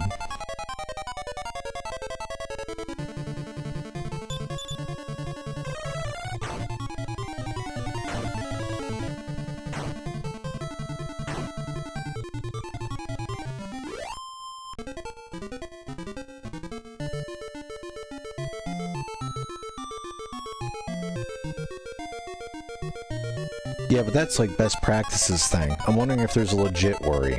Because, like, if I went to my doctor and told my doctor, I usually have a glass of wine a day.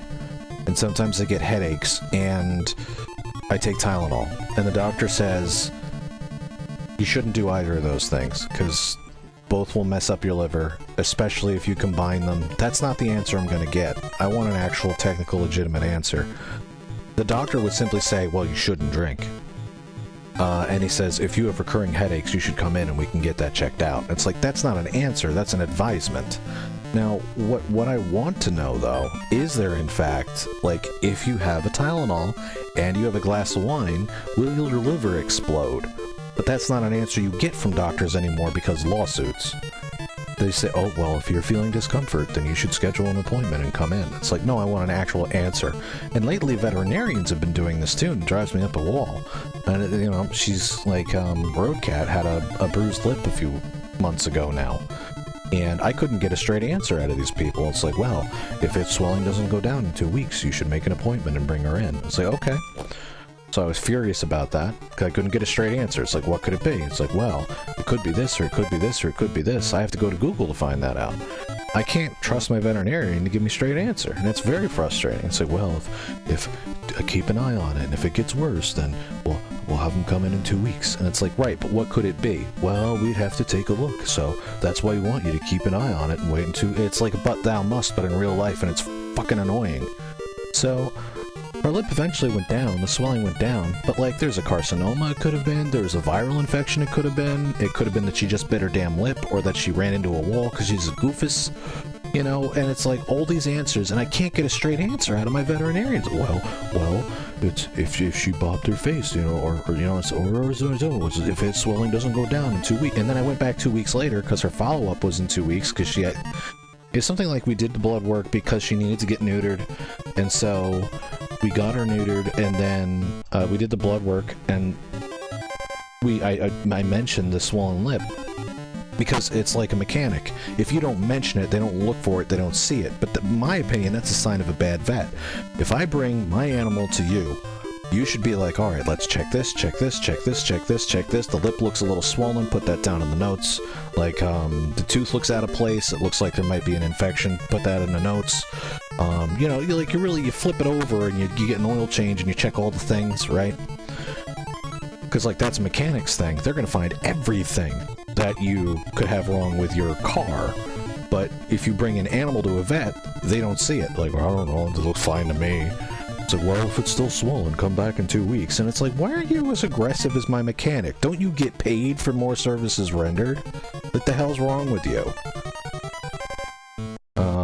But the one advantage I do have is my emergency care clinic, which I've had to use a few times for my troublesome new cat who loves to ingest things she shouldn't ingest. The first few months with her was a lot of frustration and reorganizing the house completely. Anything that the cat can reach or climb up to, like, whole new rule set had to be engaged because she loved eating things she shouldn't eat. At least the emergency care clinic, even though at times they would give me the, well, you should be able to, they were at least very good at what they did. It's my local care facility that's driving me up a wall. So, at least if anything truly goes wrong, I know I can go straight to the emergency hospital, and it's going to be expensive because you're taking care of an animal. But the advantage is that I can trust the emergency care at least. And now that the neutering's taken care of, the only thing that could happen is either an emergency, for which the young one would go up to the emergency clinic, or routine care, which is a shot. Like one shot a year. And I can trust the local idiots with that at least.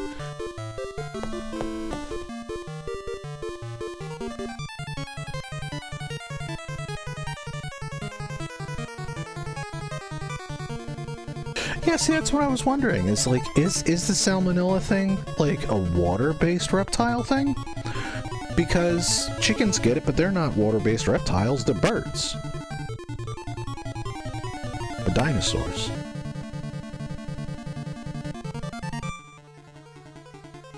And then it's best practices. Well, you should always wash your hands anyway. It's like, right, but I'm just asking you a question. It's like, do they tend to carry it or do they tend not to carry it? Should I worry about my gecko? And then the answer is, well, you should wash your hands anyway. It's like, that's not an answer to my question. You're talking to me about best practice. I want to know whether or not the Tylenol is going to make my liver explode if I have a headache while I'm drinking. Well, you shouldn't do that anyway. It's not good to mix medication and alcohol. So it's like, you're not answering my fucking question.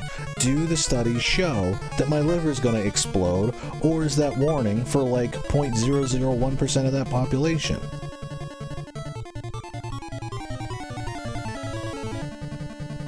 They carry it in tiny backpacks.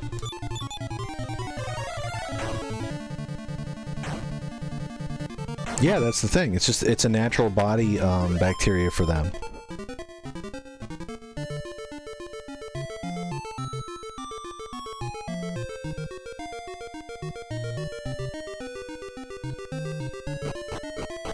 have fun with the snow removal, Ori. You should make a snowman. Not a snowman, but a snowman. A very tiny snowman. Snow person. I need the dry stone. Who has... There we go.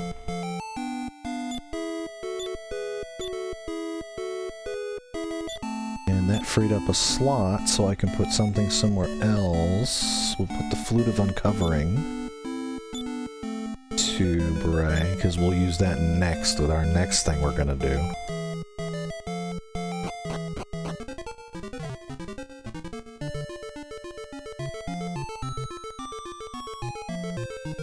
Now, let's see if this magic stone gets rid of this water door.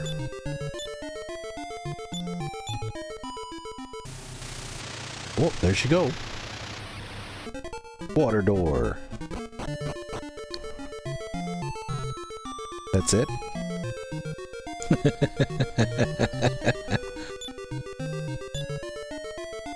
What? Oh, the key's on the other characters. Oh my god. Gotta go back out for the key now.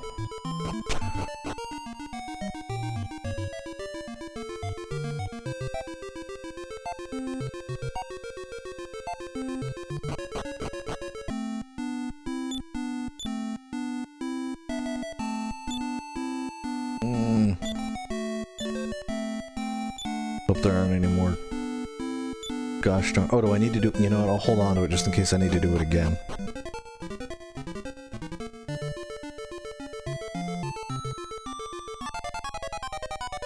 Because the dungeon might reset that door with the Stone of Drought, just like doors reset when I leave dungeons.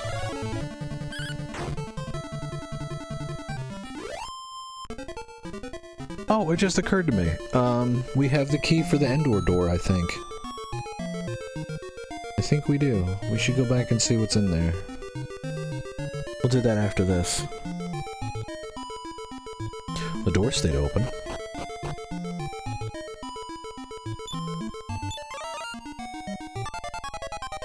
Watch, this is like a mimic or some crap.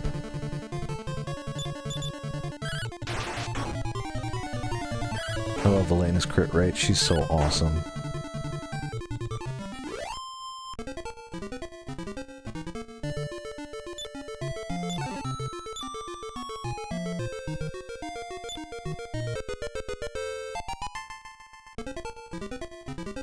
Don't tell Mom I use save states so the sands of time are irrelevant. Oh, I can't even just... Ugh, my inventory. Ugh, I only have access to 4 characters. Oh, jail door. No fun.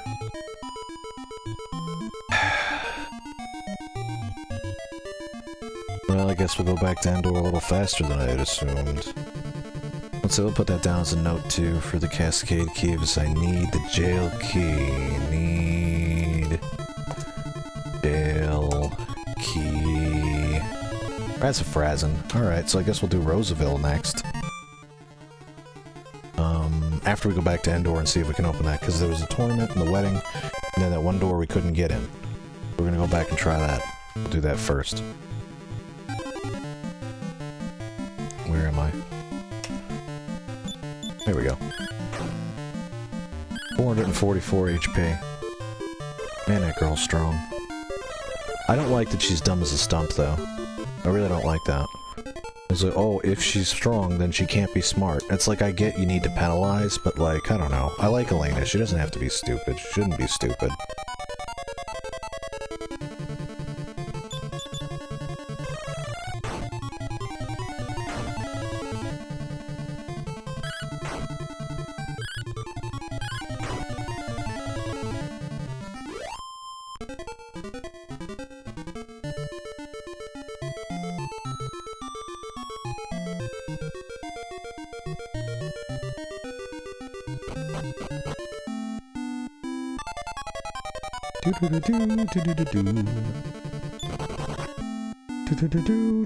Well, I suppose we just teleport. Yeah, let's do that.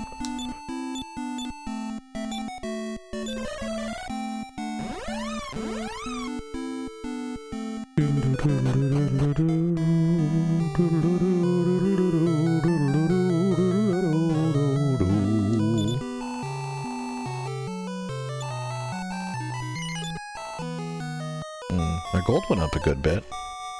That's kind of cool. Start out with like students, like another 7,000 gold while I wasn't looking. That's not bad.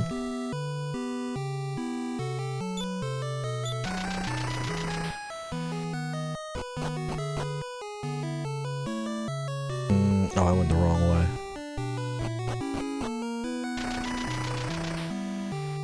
Gotta go around the side. I think.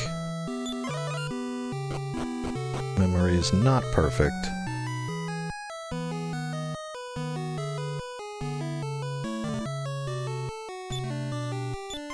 There we go. Oh. Okay. So in that other spot where I was like, I almost pushed on a wall of darkness, I was totally right. It's just there's a door in the center. Go back through, go back around again.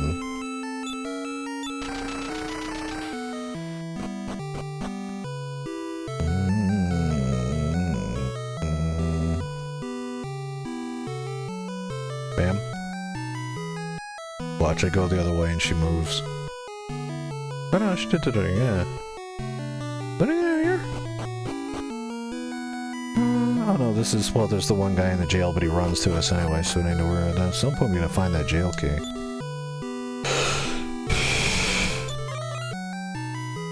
Okay. Okay.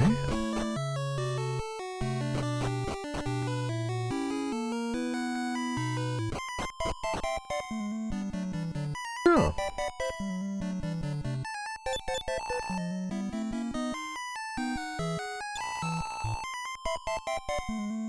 Please don't tell me that's all the dialogue he has. Oh my goodness.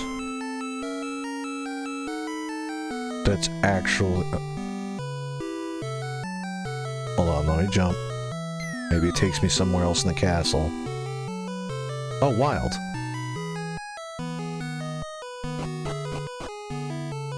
Oh, look at this. Hello, sir. You shouldn't be here. Jump off from there and get out. Get out. Ooh. That's not a door.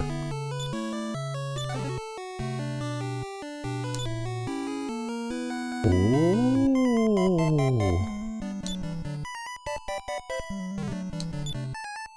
See, now in theory, if you could two-hand what,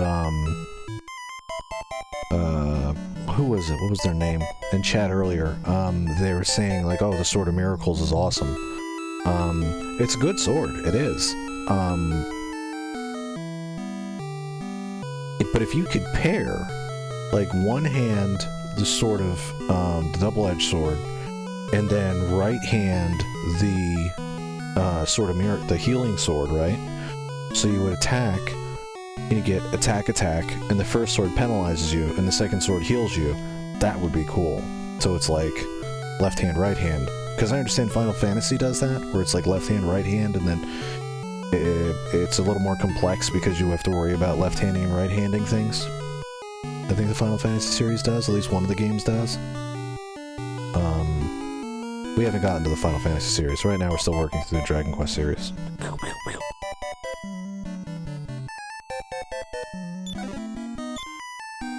Strength Seed, hey! Don't tell Mom. Wait, who needed strength, though?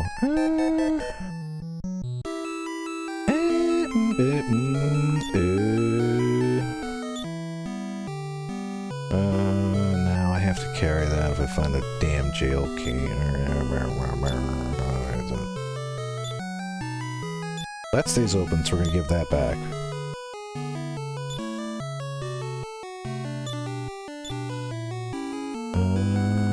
Sense of regression we're never gonna use.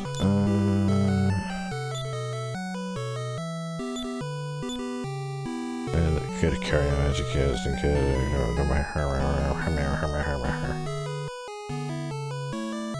Alright, so we just robbed this guy. Cool.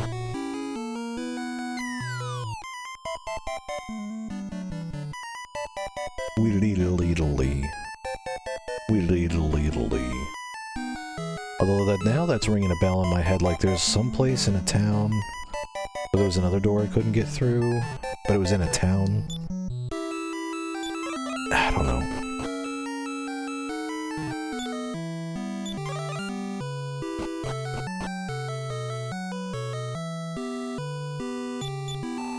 I'm here because I heard this shop has many unique goods. Well, I mean, we just stole from the guy, so...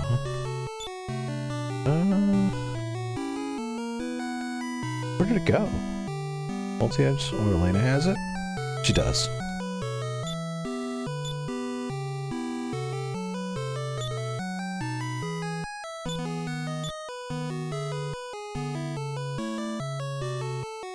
Gotta sell those anyway, yeah. We could drop off our small metals too. Oh right, the strength seed, yeah. Oh, that's right, who do we want to see? Because like one strength seed is not going to make a huge difference.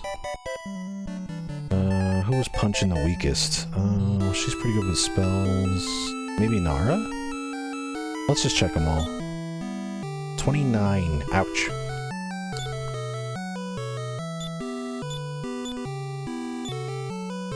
Yeah, that's a huge difference. 237.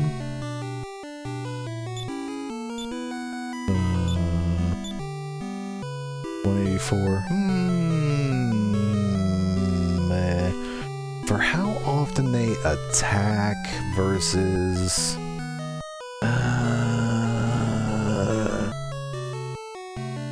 Maybe I'll give it to... No, you know what? Maybe I'll keep it.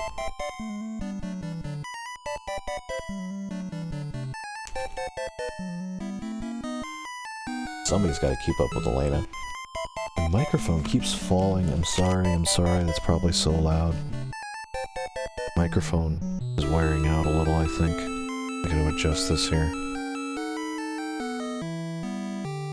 There we go.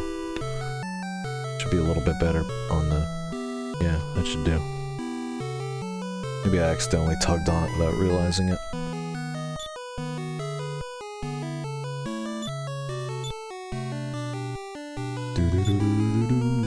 I should just give it to Elena and max her out. Yeah, screw it, let's do that.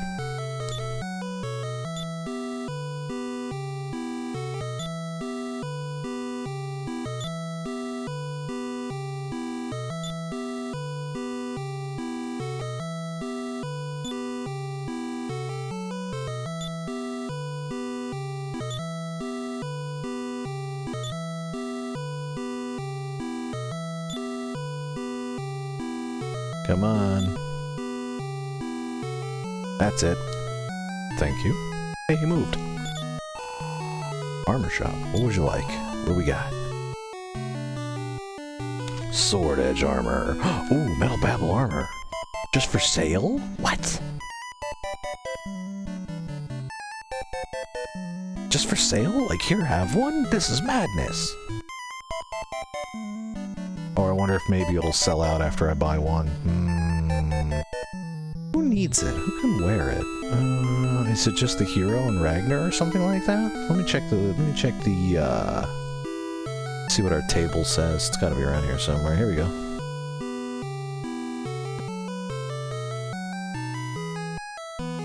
Alright, armor list. Metal Babble armor is available in Endor. H? Not in party, not in party, not in party. N. So we give it to N. Because the Metal Babble armor is plus 95. Zenithian is plus 70, but Nara can't wear it. So we give it to Nara, and that kind of makes up for her low HP, actually. Yeah, let's give it to Nara.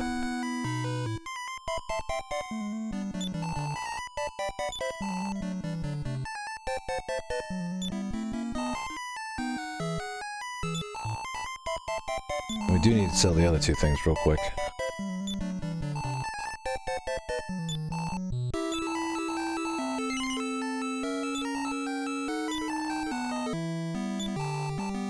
Oh, and real quick too, let's check that dragon mail. Nope, that's just hero and Ragnar. Okay.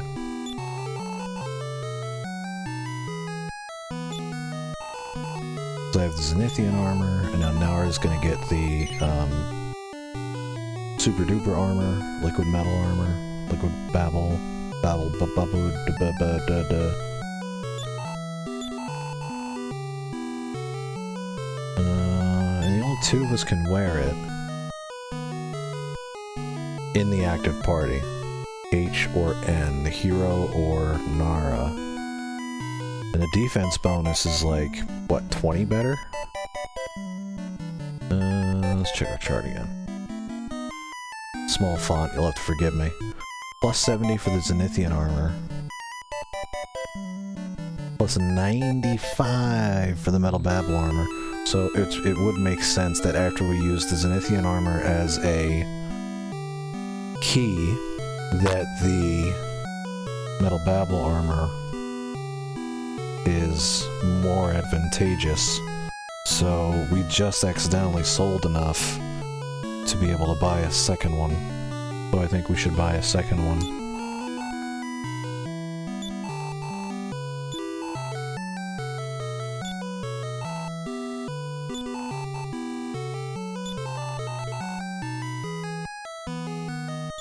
That being the case, when we need it, we'll wear it, but right now, yeah. Then it's the issue of the liquid metal helm, which you can only afford one of because there's only so many small metals. But I do like how the Metal King's like a shop, where it's like you have X currency. There's a liquid metal sword floating around. There's a Zenithian sword we still need to find at some point. Let's see. How long is this? We're 2 hours? We're over 2 hours? I think we'll go to 2.5, and then I have to worry about uploading these things. So, right now... I guess Rooseville's next, yeah. That's just a sail up the coast kind of thing.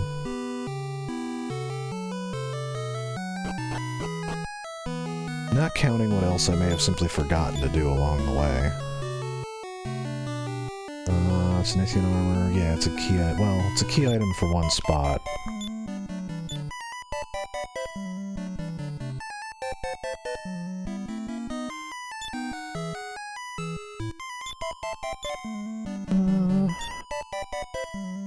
Yeah, we might not be back there for a little while, so we'll just do this. Keeps my inventory nice and clean. Yeah.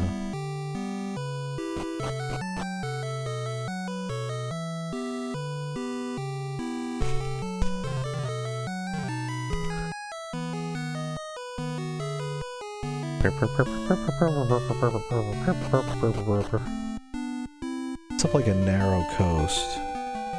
Let's see if we can see it on the map, actually.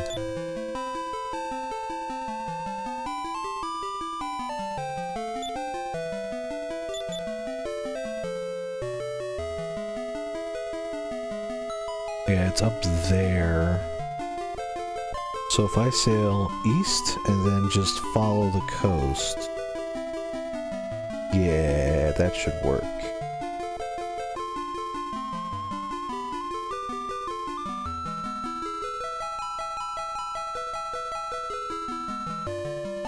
Why would Ori have to worry about shoveling snow? Couldn't he just turn into his dragon form and melt it with his fire breath? I wonder if dragons are warm. Because if they spit fire, right? But like, does that mean they're warm to the touch? Because like... if a dragon's warm to the touch, then he could just lay in the snow and melt it, right? Unless dragons are cold-blooded? Because then he wouldn't want to do that, even though he's mildly warm to the touch. Because it would cool him off, right? Then he'd fall asleep in the snow. We wouldn't see him till spring. Yeah. I don't know. These are interesting questions.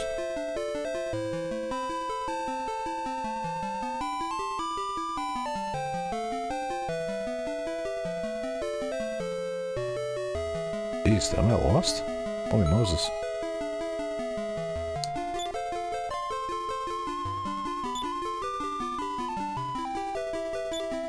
Oh, wrong person. Don't back up one step, back all the way out of the menus. That's helpful. There it is.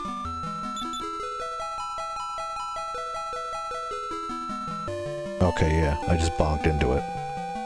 Now we do the bit where I sail around the coast. Okay. I don't see any other stray islands either. Let me actually zoom this up a bit. Forgive me, it's gonna look wonky for a second. Yeah, they're all a pixel wide, so I'm not seeing another pixel. Another random pixel on the map. So it's just the Goat's Head Island or whatever it's called. It's the only thing. Well, and that whole middle southern continent, we haven't done anything there yet, but that's on the list.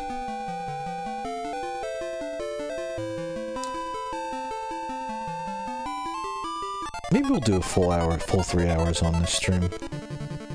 We're making good progress. I'll say this though, if we're gonna do a full 3 hours, I'm gonna take another quick BRB and get something to drink. The foes were defeated. I'll be right back.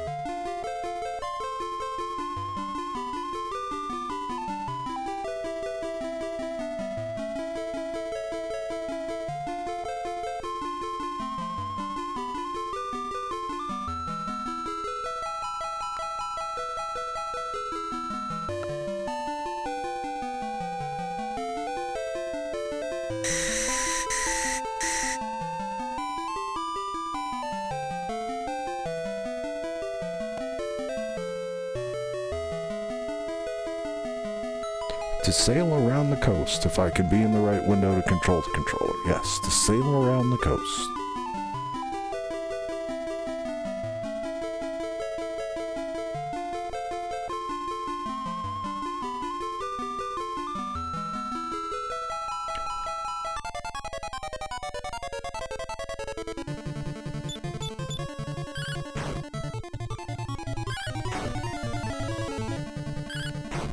I think my brain just remembered something. The Zenithian sword, right? There's a treasure map, right? Maybe the two are intertwined. So maybe, I could be wrong, maybe, I don't remember, maybe the Zenithian sword's where the X is on the map. It's a clue, I just don't remember that much at the moment from my previous playthrough of the game. I can't get through it from this way, apparently. Let's check the map again. If this is the right riverway, it might not be. And take a look.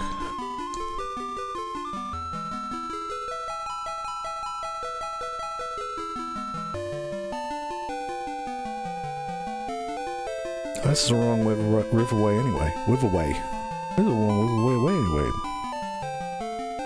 Well, wrong riverway, wrong riverway. Delicate.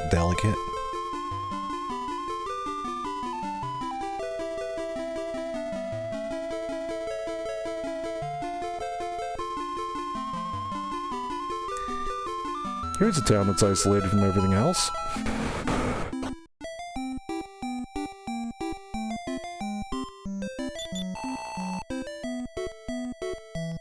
The dwarves. See what you got. Oh, nope. Let's see what you got then. This is a weapon shop. I want to buy all the murder. Ooh, the earrings. Oh no, wait, are those... What are those? Let me look this up. Go back to our table. Stiletto earrings. Stiletto earrings. AM and N. Oh, they all wear... Oh, it's only +5. Wait, are these the, They would be recalled the, Falcon Knife earrings? Ooh, these are the Falcon Knife earrings, and I think they are. So we need one for Elena, one for Mina, and one for Nara. And they're cheap, too. Oh, but we're broke. Alright.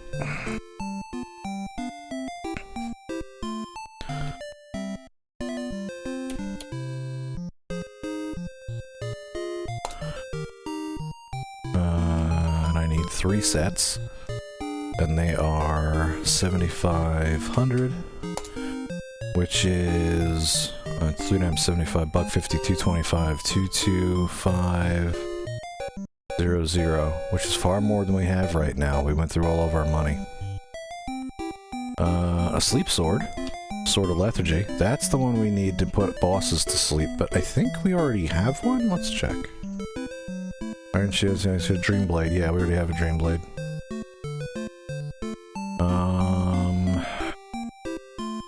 So that being the case, we really don't need a second, because the only other person that can handle it, I want to say, is Ragnar? Ragnar. Sword of Lethargy. Oh, right. The guide says the Prince of Moonbrook can carry it, which might be true for 2, but, Alright, let me look this... Oh, I can't look it up on my phone, because my phone's not here. Alright, so go to... Dragon... Quest... Wiki.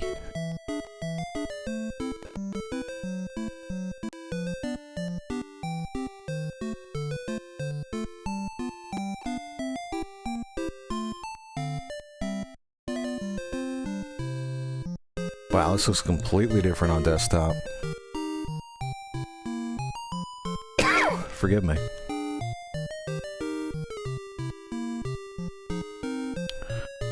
Oof.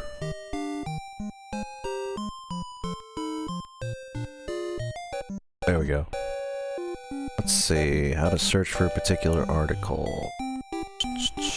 I don't really use this on desktop at all.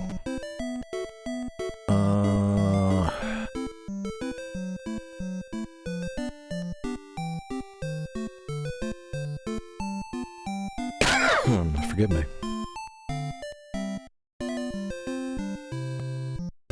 Where is... Oh, search. Can I search this wiki? Is that what that does? Yes.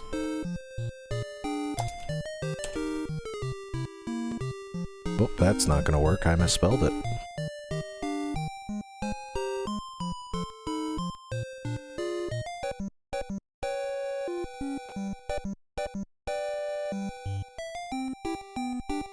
How is Naruto a related wiki? Piss off.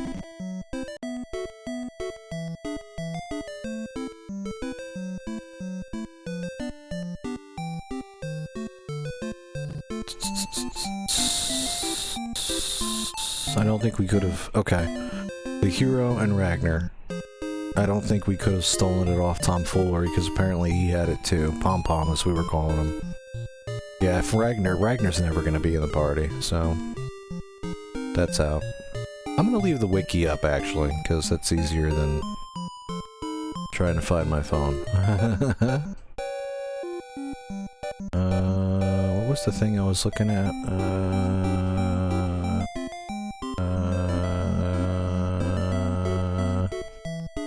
Yeah, we're gonna leave that for now, so we'll do this for our item tables, alright?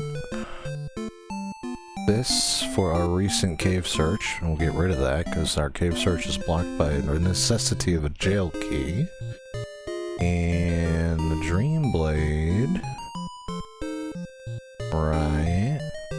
So if you look at the design of the Dream Blade, if you go to the wiki and you look up Dragon Quest Wiki, or dragonquest.fandom.wiki.com, right? And if you look up the Dream Blade, you can't tell me this thing doesn't bounce like a spring when it hits its enemies. Alright, so we can't afford anything, but it's worthwhile. And then the Dragon Killer is the next step up. Let's see what that does. Dragon Killer. 15,000. Let's go back to our table. Dragon Killer. Hero and Ragnar, yeah, for plus 90, plus 90. What am I currently equipped with? Currently, Sophia has a Dream Blade. And Dream Blade, yeah, it might not be a good trade-off. I like putting people to sleep. Dream Blade. Oh no, it's called the Sword of Lethargy.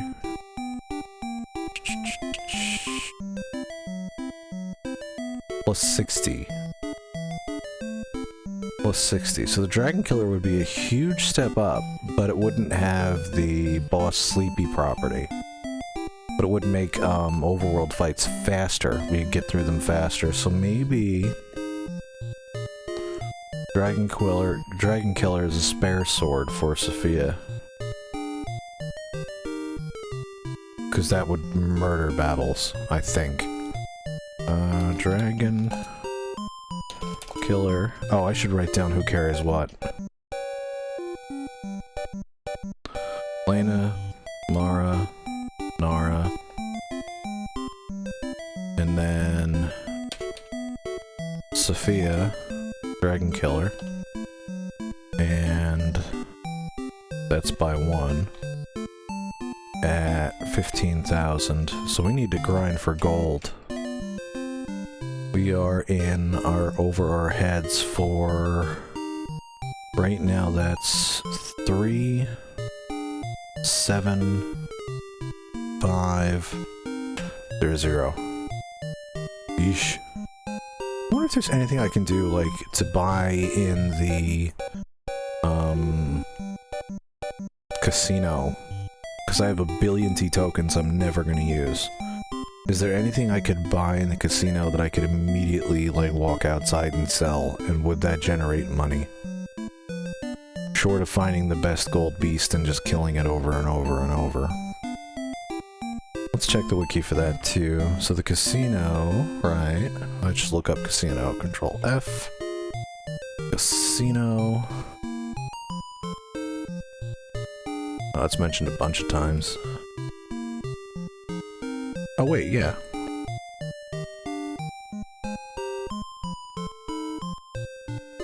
The casino, Middle Babel Shield is like 50,000 tokens, and we have like 200,000.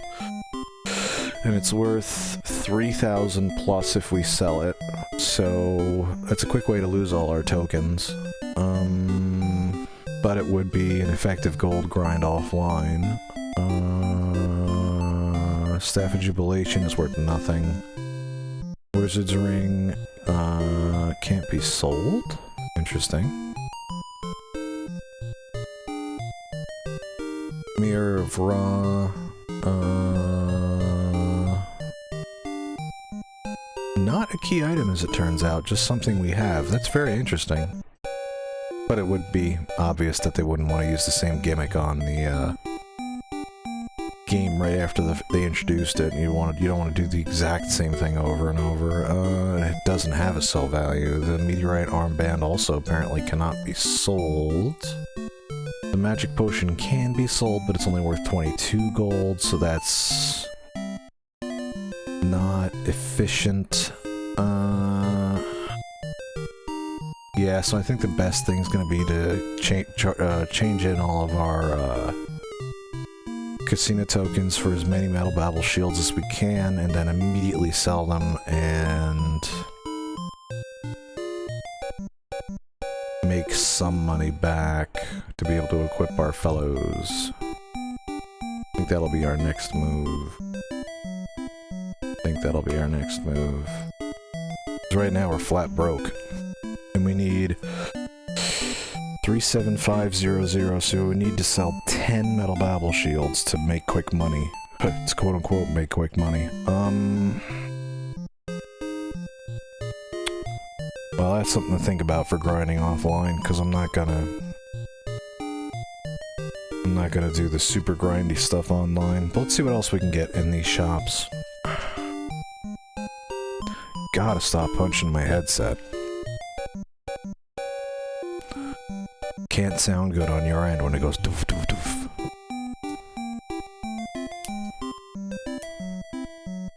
Microphone picks up everything.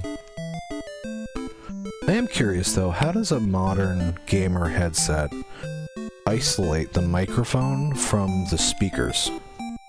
Because the reason why I have an auxiliary microphone plugged in and my setup is so wonky, if you could see my setup with all the wires and such, is because if the music is too loud in my ears, I'll usually play it softly, but if it's too loud in my ears, the built-in microphone picks it up. And even though the sound quality is actually amazing, it bleeds into the microphone and then it turns into like an echo effect kind of thing. It's super annoying.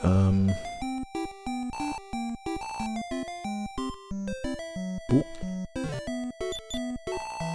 Perfect. Oh, there's nothing here.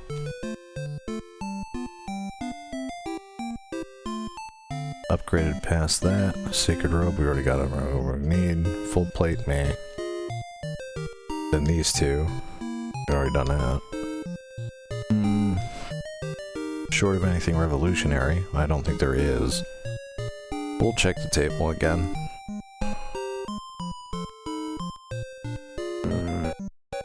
Armor. Full plate. Nope. Dragon Mail. Nope. Sacred Robe.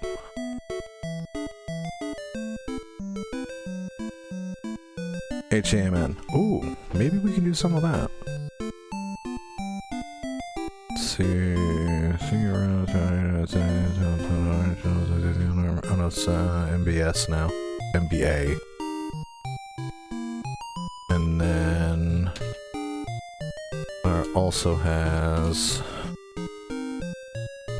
MBA.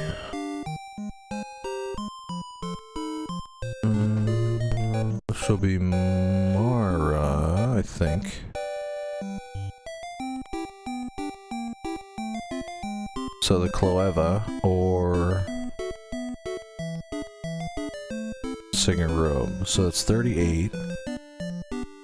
The Signet Robe or Elena still wearing the robe of Sailor Moon? We could do better than that. Let's see, code evasion, 28. Zero. 38. Nora. Nora's already got the MBS, or the MBA. Anything about Mara, though? Too bad.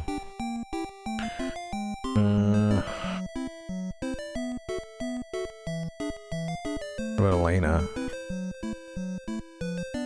Robe of Serenity. 33. Sacred Robe 38. So... if she's still wearing this... because I don't update as often as I need to, so let's check.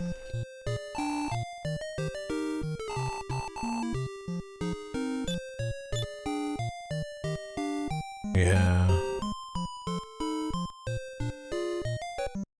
Oh, that solves the problem.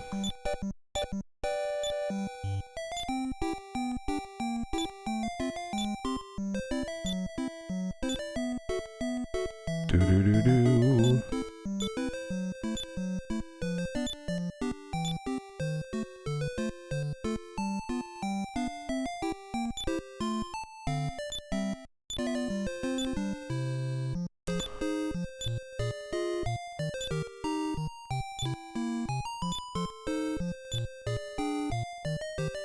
Oh.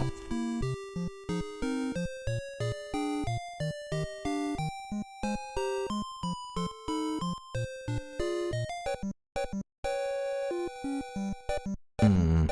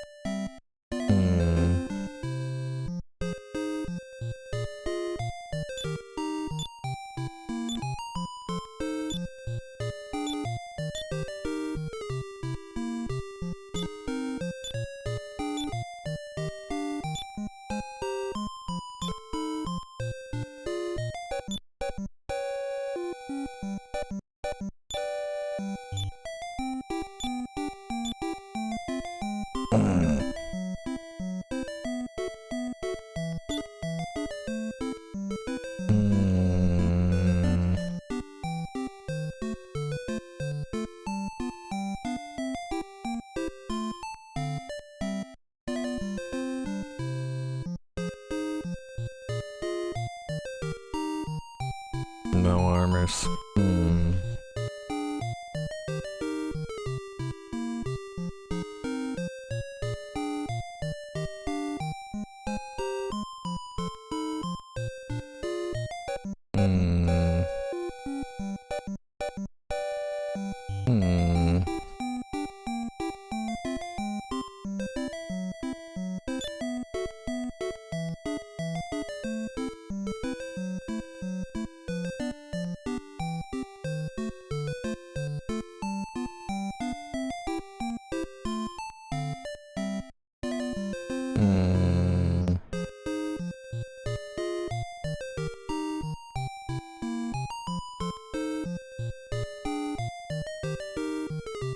I guess that's it.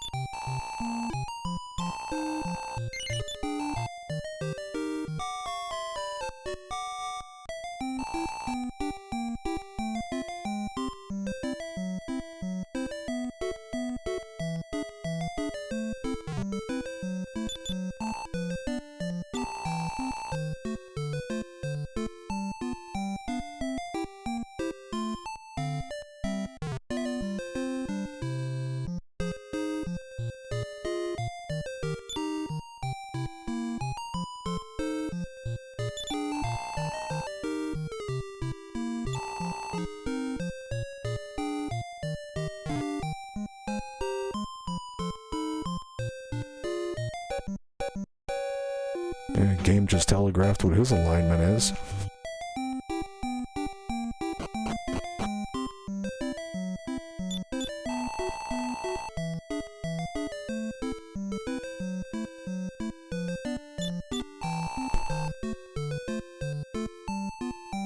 Hmm.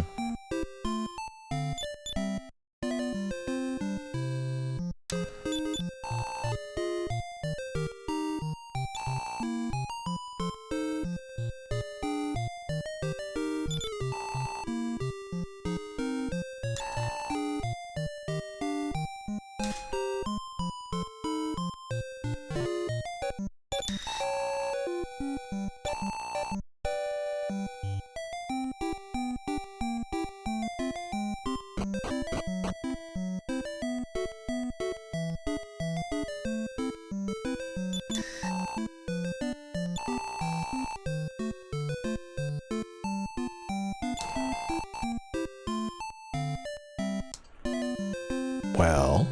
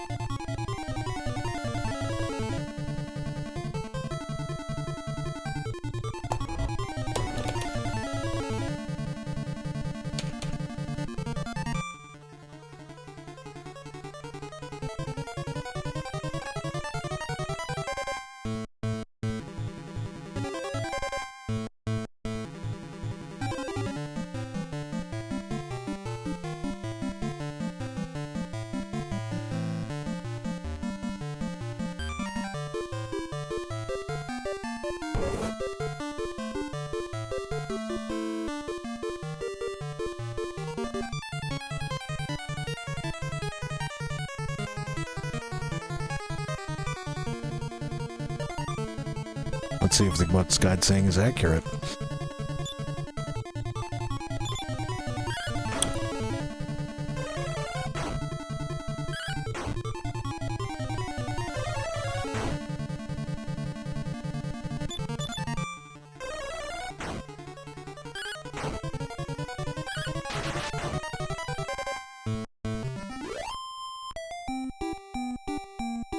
There it is.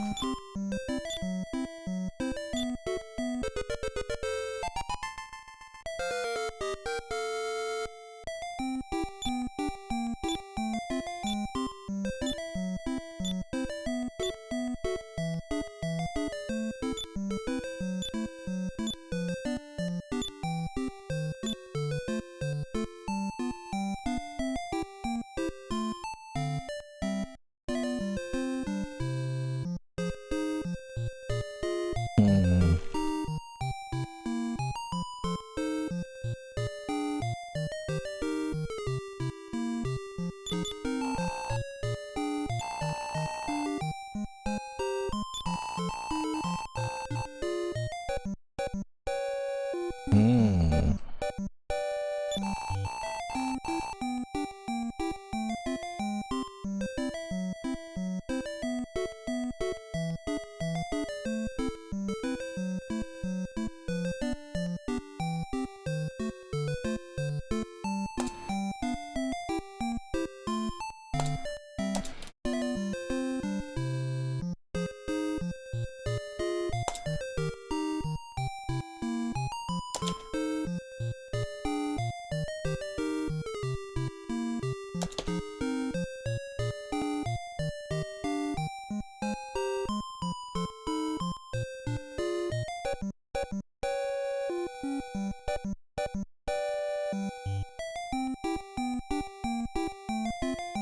Hmm.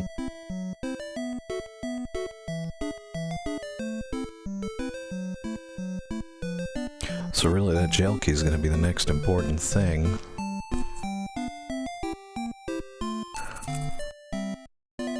And we've mostly done Riverton, so we'll just get rid of this. Hmm. Oh no, not that one. I'll just swap it out.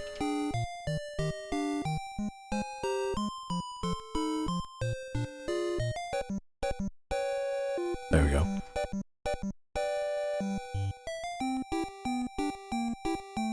Cascade key, needs a jail key, and a transform staff is in the crypt, and I use a jail key. Yeah. Okay.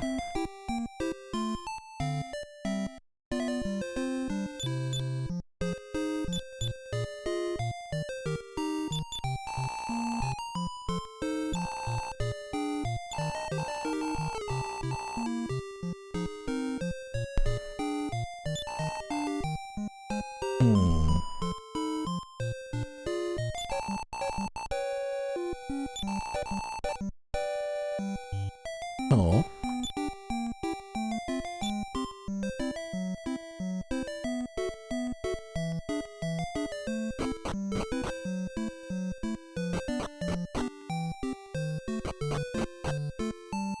Oh, we got something of a clue at least.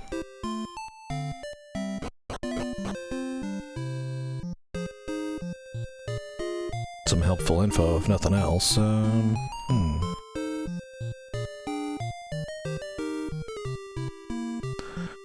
So I suppose...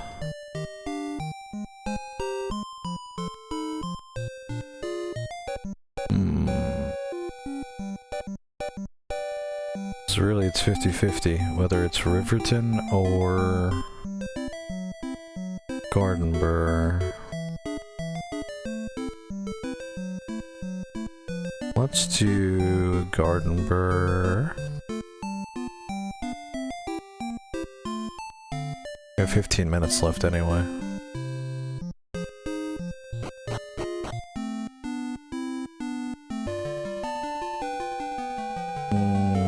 Check our map too.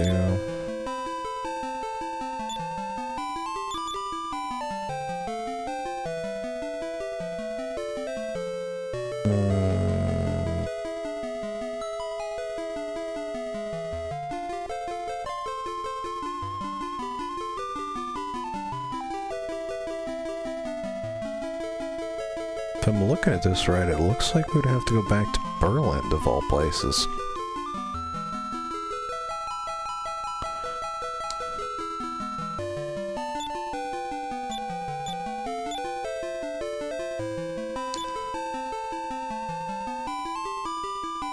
Or Izmit. And Roseville's on our list now too, which is good.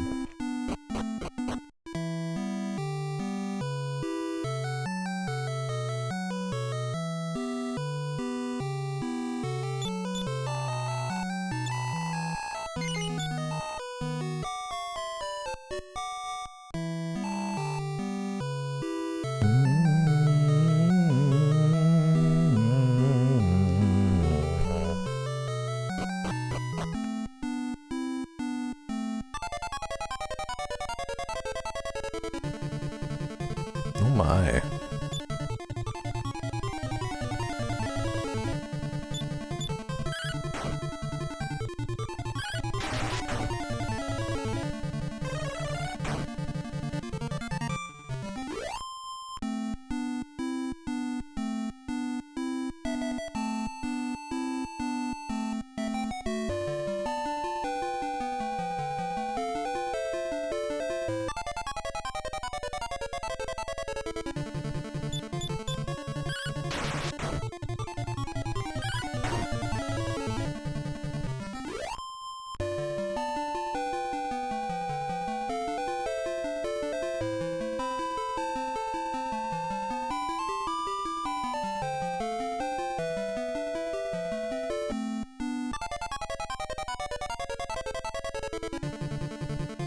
Oh my.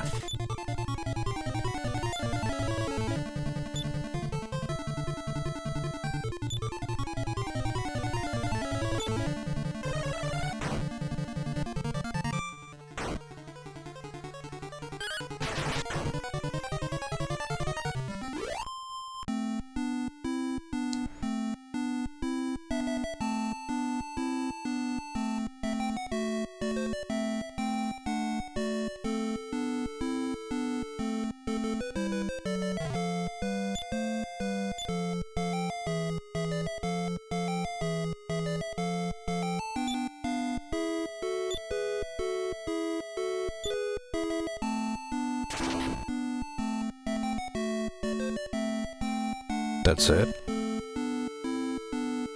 Well, alright. We still have it? Yeah.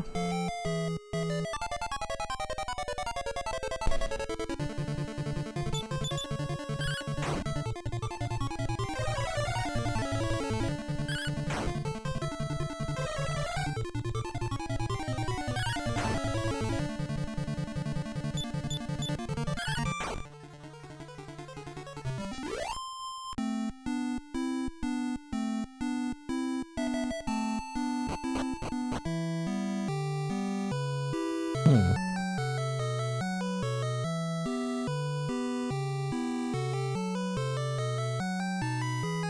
Hmm.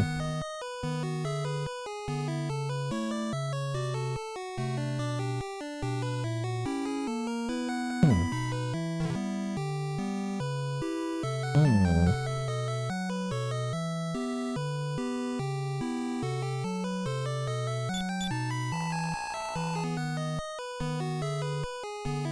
Neat.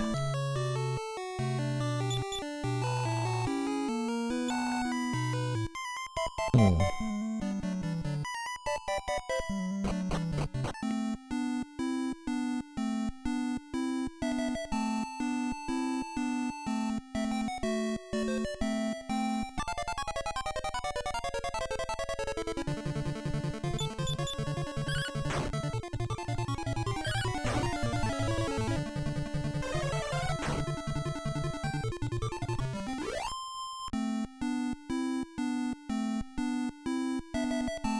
Archbison is a pretty great name.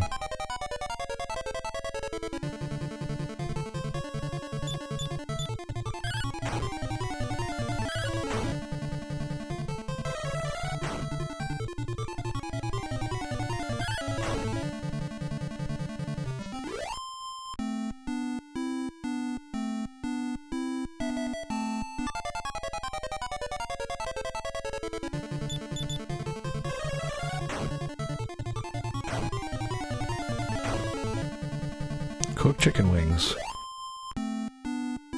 Buffalo wings.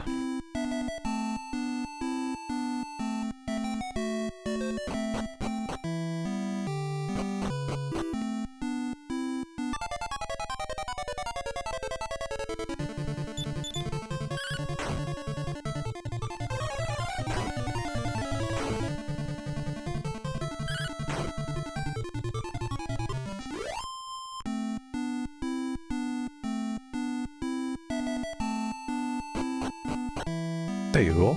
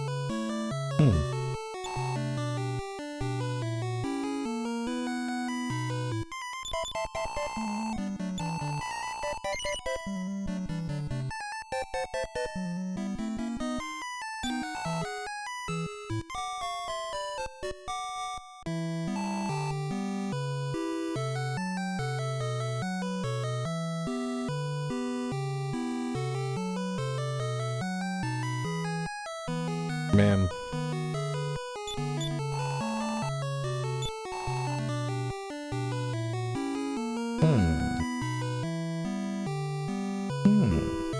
What does that do? Probably nothing. Tables, tables, tables, tables, tables. Oh, we're a mile away from the tables. Let's see.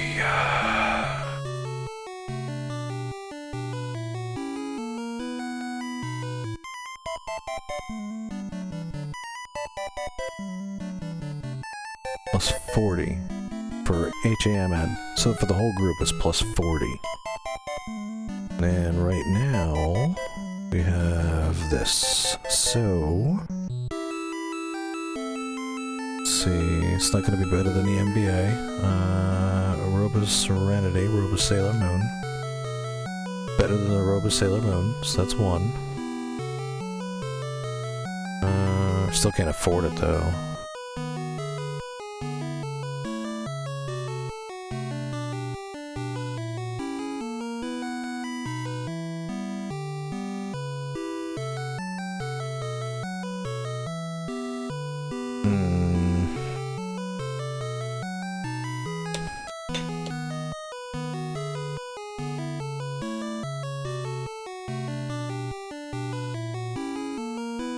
This was better than Elena.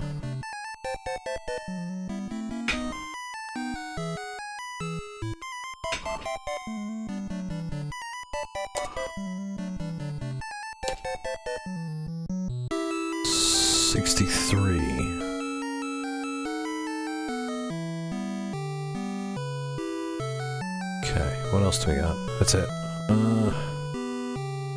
Let's go back to the top. Let's see. It's not gonna be better than the Metal Bell Armor, that's for sure. Cloak of Evasion, it might be better than the Cloak of Evasion. Plus 40 versus... Plus 28, yeah.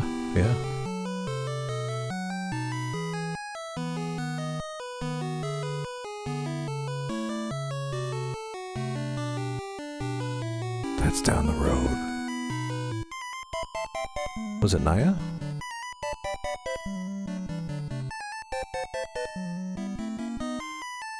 It'd have to be. Yeah, could NBA here, NBA here. Yeah, it's gotta be Naya. Or Nara. Mara. Ugh.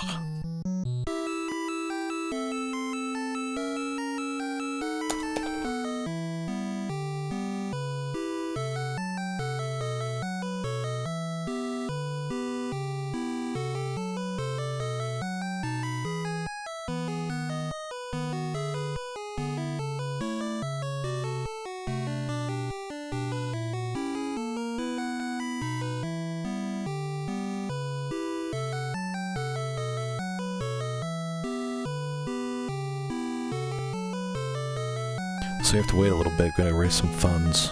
Definitely.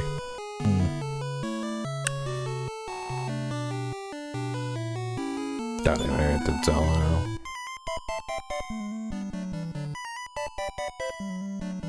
She's gotta have a better weapon. I gotta look into that later.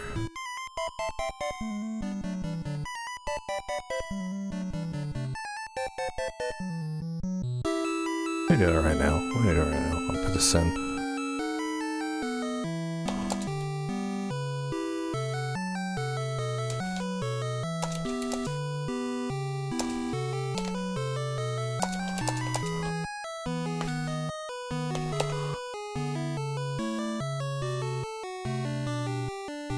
Alright, let's see what else we can get up to.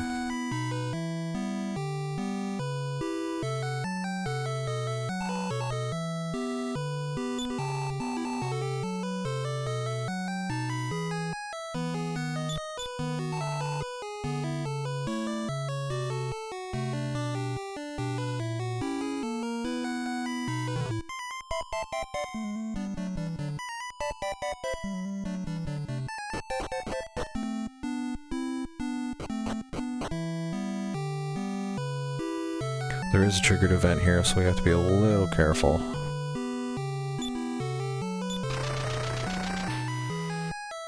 Minute and a half. actually, minute and a half to go. We're gonna leave this partially explored. We only went to the shop and we talked to like 2 people. We'll leave it here for now so I can work on the VODs and get them up on YouTube. And, yeah, that does it for me for now. And we'll see you guys later on tonight. Ari, if you're still there, I hope you're snowing well. What was the other fellow's name? The other wall guy, the Robin. Thank you for the assistance earlier, by the way. Much appreciated. So, have a good afternoon, and I will see you all in about 6 hours, maybe a little less, probably around 12:30, 1 o'clock EST. Thanks for coming by.